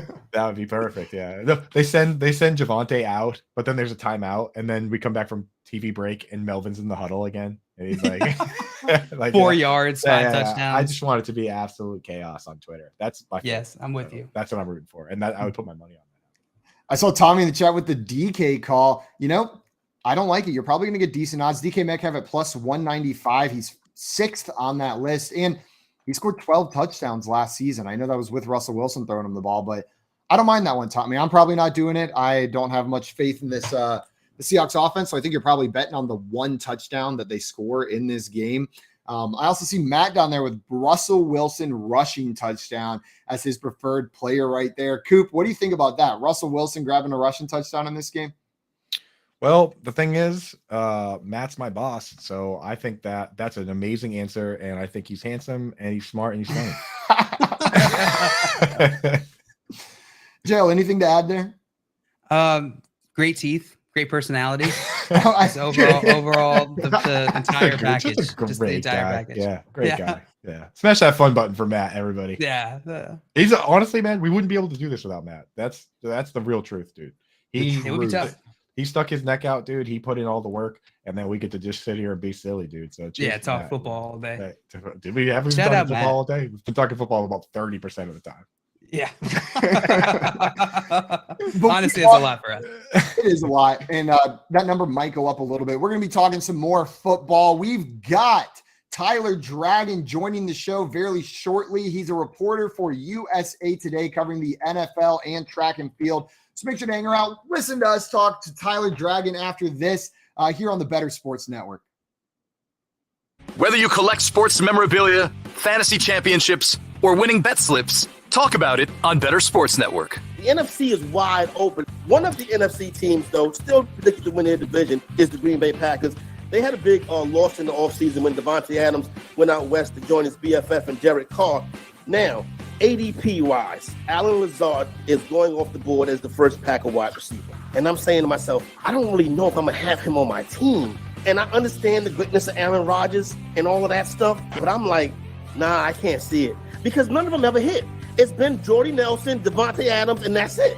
I think Lazard's ADP is fair because we know how important trust is for Aaron Rodgers. And now, here's the difference with the Lazard situation. And do I think the likelihood is he leads this team in receiving? Yes, because he's the receiver who's been there. But here's the weird thing. If you go back to the Brett Favre era of Green Bay, Sterling Sharp was a little bit before my time. I knew the name and I knew Tecmo Bowl. But if you've seen Sterling Sharp play, by the way, go watch A.J. Brown play, and it's staggering how similar they are. Go back to the Brett Favre era. Till 94 when Sterling Sharp got hurt, he was the number one. And then, they had a year Robert Brooks, but Antonio Freeman steps in, and then he's the number one. And then Bill Schrader steps in, and he's the number one. And then Donald Driver, who was there before, he steps in, and he's the number one. Javon Walker had a year or two. Then Greg Jennings steps in. He's the number one. And then who was there? Who got drafted after Greg Jennings? Well, Jordy Nelson's there. He's the number one. And then as Jordy winds down, well, Devontae Adams is there. He's now the number one.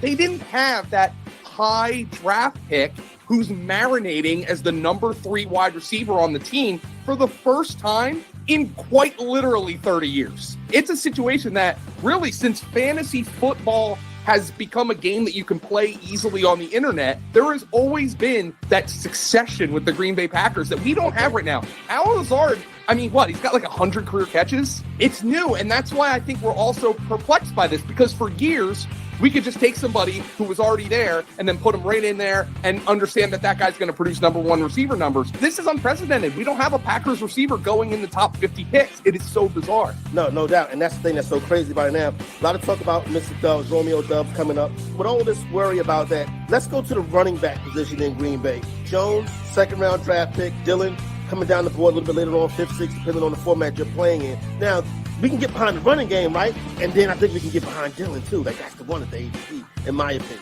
Aaron Rodgers did mention that Aaron Jones and A.J. Dillon can both be 50-plus catch guys, and I don't see why not. And these two guys are hard to tackle. They're hard to bring down. I wouldn't be surprised if both of these guys pay off their ADPs. Talk about your picks, your fantasy teams, and your sports collectibles on Better Sports Network. Get ready for fantasy football season by listening to live coverage of the FFPC main event from Las Vegas, Friday and Saturday on Better Sports Network. 2nd and 9. Rams at the Buffalo 41. Now the gun. The snap to Stafford. Doesn't see the pressure coming. He gets hit from behind and he is dropped there. Von Miller from the blind side sacked him all the way back at the midfield line. They lost 9 yards on that sack. What's up, everybody? Welcome back into the Front Yard Fantasy Morning Show. Joining us right now, we've got NFL and track and field reporter for the USA Today, Tyler Dragon, joining us to talk a little bit about that game last night and some more just about the upcoming games. We've got Tyler. Thank you so much for joining us today, my man. Thanks for having me on. How are y'all doing today?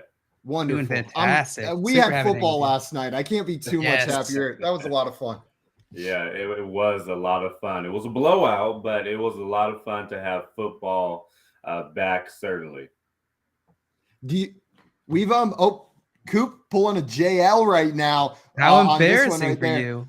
But Tyler, just initial thoughts. Are you worried about this Rams team not being as good? Are you worried about Matthew Stafford maybe taking a step back, the elbow affecting him, or was this just the Bills defense first week going up against this Rams team? Well, that's a great question because I just published a column about that very subject on USA Today Sports. And, it is easy to overreact after just one game. But there were glaring issues that the Rams did have that, were concerns of mine and probably even the team going into the season opener. Number one, they have to find a replacement for Von Miller. When Aaron Donald was double and sometimes triple teamed, where was Leonard Floyd? Where were the other pass rushers? They have to take advantage of when Donald is double and triple teamed because he's going to be double and triple teamed a lot this season. Right. Again, remember in the Super Bowl when Odell Beckham Jr. got hurt? It was all Cooper Kupp. They were relying on him 24/7, 7-11. Well, last night, where was Allen Robinson? Where was the secondary receiver opposite Cooper Kupp? That reared its ugly head again. The Rams were force-feeding Cooper Kupp, and nobody else was there to help out Kupp and Matthew Stafford on offense. Do they sign Odell Beckham Jr.? He's not going to be available until October, November, maybe even December. That's an issue the Rams are going to have, not only just last night, but week 2, week 3, week 4. I mean, it's going to continue going on and on and on. And then not a lot of people talk about the loss of Andrew Whitworth. Matthew Stafford was sacked 7 times, and then he was hit 15 more. That is an area of concern for the Rams, building continuity on the offensive line and replacing that left tackle position. So those are issues that the Rams definitely have. And then on the other side of the football, on defense, Jalen Ramsey, I mean, he's put up 2 back-to-back subpar performances in pretty big games. And so now you have to start to wonder, is Jalen Ramsey still the best cornerback in the NFL? Is he still top 3, top 5? Because offenses aren't scared to throw at him anymore, certainly. Joe Burrow wasn't. And last night, Josh Allen surely wasn't. And Diggs caught a 50-plus yard touchdown at him. So Jalen Ramsey, I mean, is he still that shutdown cornerback who you're scared to throw the ball to? Well, we answered that question last night and in the Super Bowl. He's not right now. 158.3 passer rating against Jalen Ramsey last night. Targeted 7 times, 6 receptions, 124 yards, and 2 touchdowns. That is a rough stat line. And what I was trying to say while I was muted there is that I just want to compliment your audio and video. It is crisp. The best, easily the best of any guest we've had so far, right? Boys? Yes, like so no good. question, dude. So you came to play today, and you're USA Today, so we expect the professionalism the best. But yeah, dude, clean and crisp. Yes, I appreciate that. I got a question for you. We do a lot of talking on gambling, betting, things like that here, and we've had this question already in the chat a couple times this week, and I think you're probably the perfect person to ask since I know you get into this a little bit. If you're in a league that's one of those survivor pools where like you got to pick a team and you can only use them once, what team do you feel best about using this week in something like that? I know you've looked at that, I imagine. Yes, the Ravens over the Jets. Lamar Jackson definitely is going to be motivated this season, especially if he doesn't sign his extension by midnight. So his self-imposed deadline. And then the Jets, they're just not a good football team. Let's be honest. They're going to be without their starting cornerback. And the Ravens, they're a Super Bowl contender, especially if that team can stay healthy. They were decimated by injuries last year. Now, pretty much everybody is back. J.K. Dobbins is still a question mark, but I still think that the Ravens are going to have an easy time. Yeah, that's smart. Pick against the team that doesn't have their starting quarterback. There's probably a couple teams out there that, like now is probably the time to pick against Washington and within a couple weeks while they don't have Chase Young. Look at some of these teams that are going to be getting better later on and lean into it. That's smart move. That's a tough game, though. You mentioned Washington and the Jaguars. That's a pick 'em. That's a pick 'em. Within the next couple, maybe within the next few weeks. I know he's going to miss at least 4 games, but I like that idea. Lean into teams that are missing guys early. Who are you taking in that Jaguars Washington game? We're talking it's a pick 'em. Who do you think is going to come out on top in that one? I'm taking Washington since they're at home. However, I would not be surprised if the Jaguars won that game. I do like what they're doing in Jacksonville now this season. Now we have a very important question. Probably the most talked about player on this show since we're on the Jacksonville Jaguars. What are your thoughts on Evan Ingram going into this season? Do you think he can return to form from his rookie year? Are we going to see Evan Ingram as the breakout player on this Jaguars offense? Well, I don't know if he'll be the breakout player because the Jaguars, they did have an active offseason upgrading the offense. But Doug Peterson does like throwing to the tight ends. So we'll see, what Trevor Lawrence and them, dial up. But I do think he'll have a pretty good season in Jacksonville as their tight end number 1. That's music to Coop's ears right there. That's my boy. That's my boy, dude. Let's go. More Ingram endorsements. Now, Tyler, I know you used to cover the Cincinnati Bengals for the Cincinnati Enquirer, so I'm thinking maybe you got a little bit more of an inside scoop on what's going on there. Are you expecting the Bengals to return to that Super Bowl form that we saw at the end of last season? I see people calling it a lucky run, but there's really only so much luck. You got to get to the freaking Super Bowl, right? Is this a year where the Bengals are going to make another deep playoff run, maybe win that division? Well, we've all seen the stats about, the Super Bowl hangovers and the loser of the big game, how they fare in the next season. So, if we're judging off history, I don't like the Bengals' chances to go back to the Super Bowl. And, last year they did kind of sneak up on teams. They won't admit it, but nobody was, having the Bengals circled on their calendar last year and getting up for them. But now as the reigning AFC champion, they're going to get everybody's best shot. And everybody knows about the Jamar Chase, Joe Burrow connection, Joe Mixon. I mean, these guys, they've earned, the respect around the league. So they're going to have a target on their chest. So it's going to be tough for them to get all the way back to the AFC Championship game and then the Super Bowl. Now, I do like what they did this offseason. They definitely upgraded their offensive line. They have 4 new starters up front. They're bringing back their entire Super Bowl defense. Joe Burrow's a year older, Jamar Chase, T. Higgins, Tyler Boyd. So I love that. receiving trio along with Joe Mixon, who's an underrated running back. I think he's probably top 5, top 8, definitely running backs in this league. So when you look at the Bengals on paper, it's tough not to like them, but it's going to be very difficult for them to repeat. I don't even have them winning the AFC North. Actually, I do have the Ravens, but I have the Bengals as my wild card team in the AFC. I do think they're going to have a good season, but not quite as good as last year.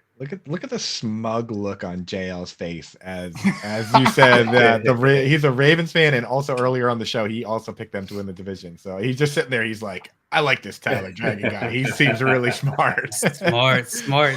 Yeah. Now, if so, let's throw probably the funnest one out in terms of like season long bets.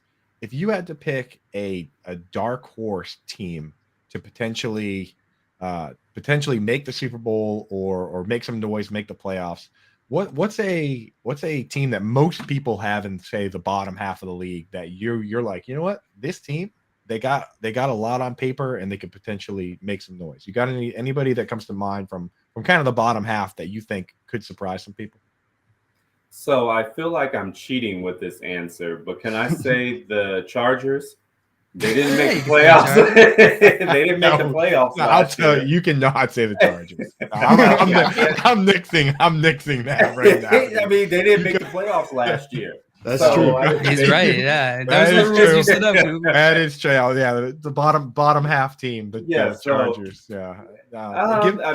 Give us somebody a little deeper. You don't have to be right. You know what I mean? Like, put it this way.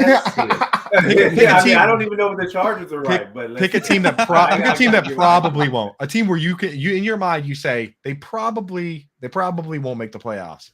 But yeah, that team where no one's gonna blame you if they're terrible because we're picking a team from the bad team. You know what I mean?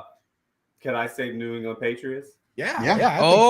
I think there are a bottom half team right now. I'm a Patriots fan, so yeah. Yeah. Okay. Well, of course, you're gonna say I can pick the Patriots. yeah. You can take that, just not the Chargers. Nice things about the Patriots.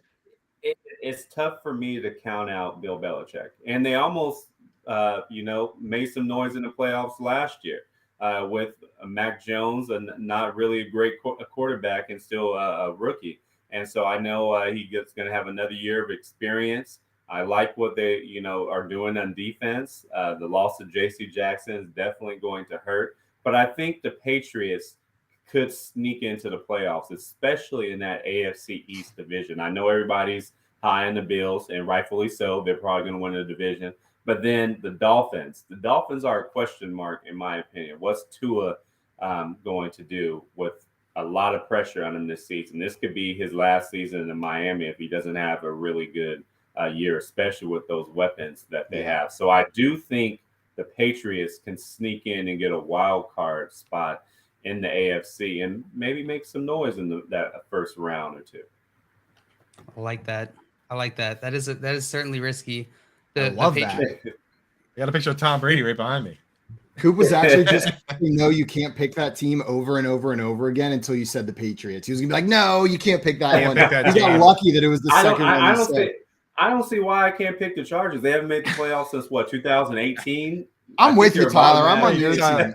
Yeah, there you go, Tyler. The best kind of correct, technically correct, right? Technically correct. But let me ask you: do you think the Chargers are a top half team? I would say that they are.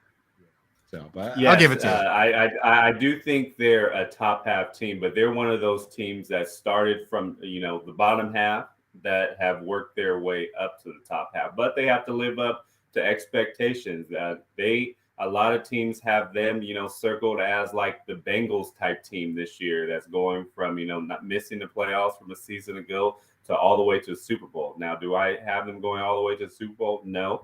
But, when you trade for Khalil Mack, when you, get in free agency the best cornerback in J.C. Jackson, you upgrade a defense, you have two $20 million receivers, and you have a top 5 quarterback in Justin Herbert, there's a lot of expectations there. Yeah. And I didn't even mention Joey Bosa or Derwin James. Or Austin Eckler. There's so many guys over there that are great. Yeah. Right. So you have a lot of, big name players and playmakers on both sides of the ball. So it'll be a huge disappointment if the Chargers don't at least make the postseason.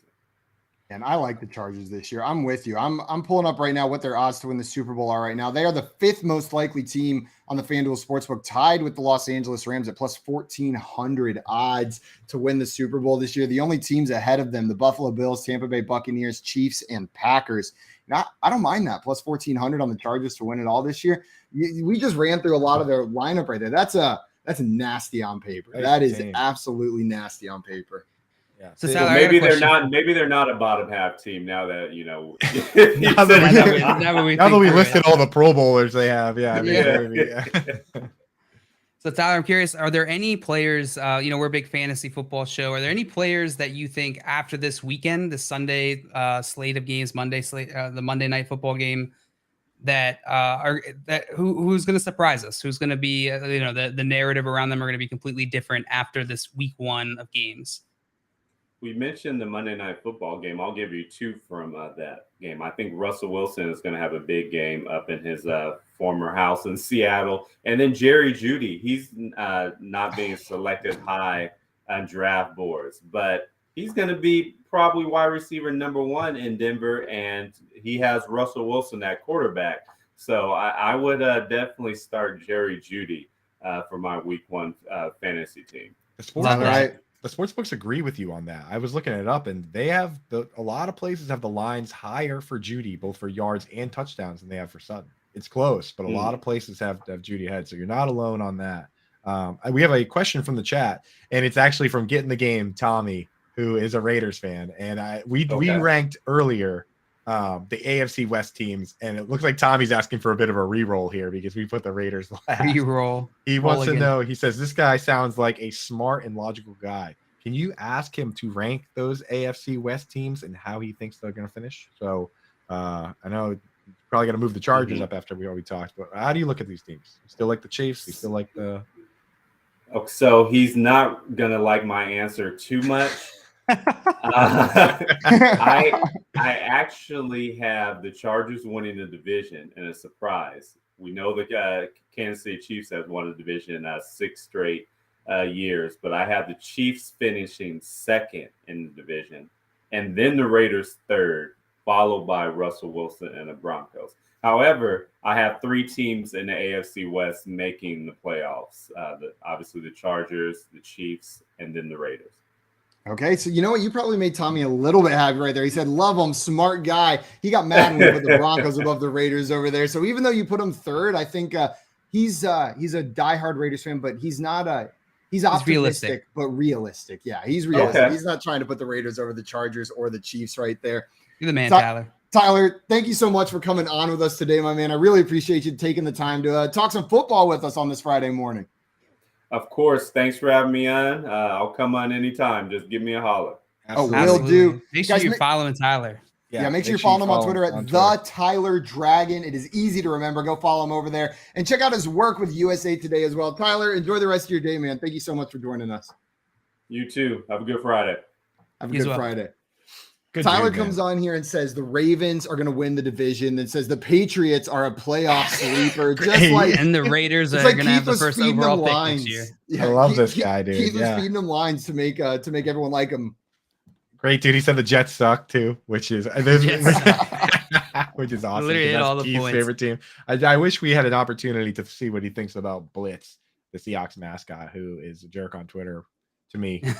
I can tell you specifically. I know Tyler Dragon is anti-blitz. Like I can just read it. Like you were saying, smart guy. He's got to be anti-blitz. How could you be pro-blitz in that offense? Pro-blitz.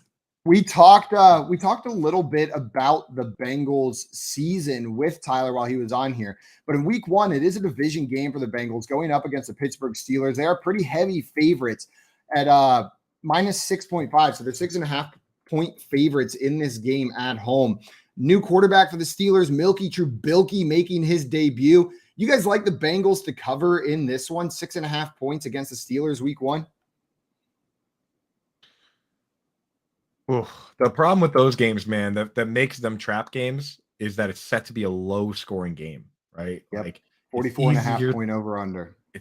So it's like sometimes those games just end up being one where like the Steelers are winning. I mean, the Bengals are winning by so much and just running it. The game is so in hand that they're just running it and they're not running the score up, that it ends up being like, they're up by 2 scores and then the Steelers at the end, they manage to score to bring it within 1 score and then they just run the clock out. Like that's the annoying part about those lines with the 6.5 when the over under is low.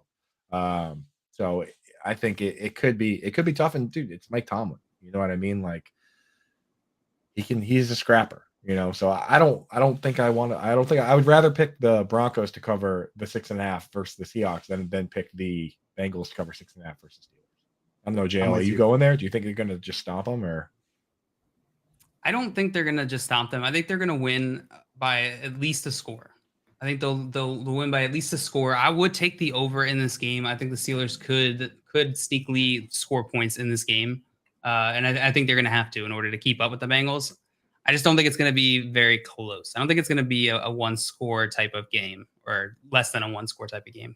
Yeah, I mean, the Steelers got the weapons, right? I know Milky Trubisky's starting at quarterback, and we're worried about their O-line, but they got Deontay Johnson, Chase Claypool, George Pickens, Najee Harris, Pat Freiermuth. Like, it is a loaded offense for the Steelers. The ghost of Ray McLeod. The ghost of Ray McLeod. Where is he now? What team is he on? Is he on the 49ers? He's on 49ers. They have a new they drafted a new Ray McLeod, though. There is no new Ray McLeod.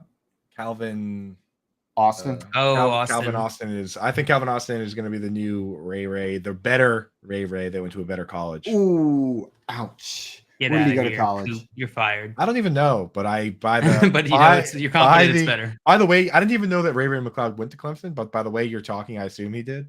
Yes, he did. See, exactly. Like I can read you like a book. I was like, I didn't even know, but just based on your language, he's a good dude. He's a good dude. I think Coop was like, if JL is randomly bringing up the Steelers punt returner from last season that isn't on the team anymore, he surely must have gone to Clemson. That's math. That is math. The next game that I wanted to ask you guys about, we've got the Philadelphia Eagles at the Detroit Lions. Philadelphia 3.5-point favorites on the road. So they're expecting this to be a relatively close game, even though the Eagles, I think, are some people's like sleeper team to really make some noise this year. Know what I mean? Not that they're like a deep sleeper, but they like the pieces in that offense. Coop, do you think the Eagles cover this 3.5-point spread on the road against the Lions in week 1? Yeah, it's kind of a weird one, man. That's weird. You would expect anyone playing the Lions to have a little higher spread. I would bet on the Eagles on this one. I think there might be a little bit of a hard knocksing going on here, right? Like the hard knocks hype. You've been hard knocked. You've been hard knocked. Betting on the Lions, dude. I don't know, man. They still have a terrible defense. That's the thing. Like the run game should be good for the Lions. They have a good line. They have DeAndre Swift, but I don't know, man. I don't trust Jared Goff. I don't trust that defense. And I think the Eagles have a chance to be very good. They could be very good. They like he talked about with the Dolphins, like low ceiling, high floor. These teams added monster wide receivers, and now everything's in place. Like, the Eagles made some amazing offseason moves. Just their trades, they've been setting themselves up for success for sure. They convinced all their older linemen to come back. You know what I mean? Yep. Like Jason Kelsey's back. Like Lane Johnson's back. Like, I mean, they're making another run at it. I wish they could have gotten Brooks, the guard, to hang on a little longer. Brandon Brooks, that guy was phenomenal. But still, they still have a great line. They have a great quarterback, and it's going to be tough to account for AJ Brown, Devonta Smith, and Dallas Goedert. You can run. It's hard a lot to of weapons. Keep an eye on everybody. Yeah, with Jalen Hurts threatening to run the ball at any given moment, like that adds that other wrinkle with those 3 weapons as well. Right, you're going to use a spy the whole time. You're just going to basically burn a guy to be on Hurts the whole game. Every single can't do it. Miles Sanders threatening to bring the ball down to the red zone so that Jalen Hurts can score, or Boston Scott can score.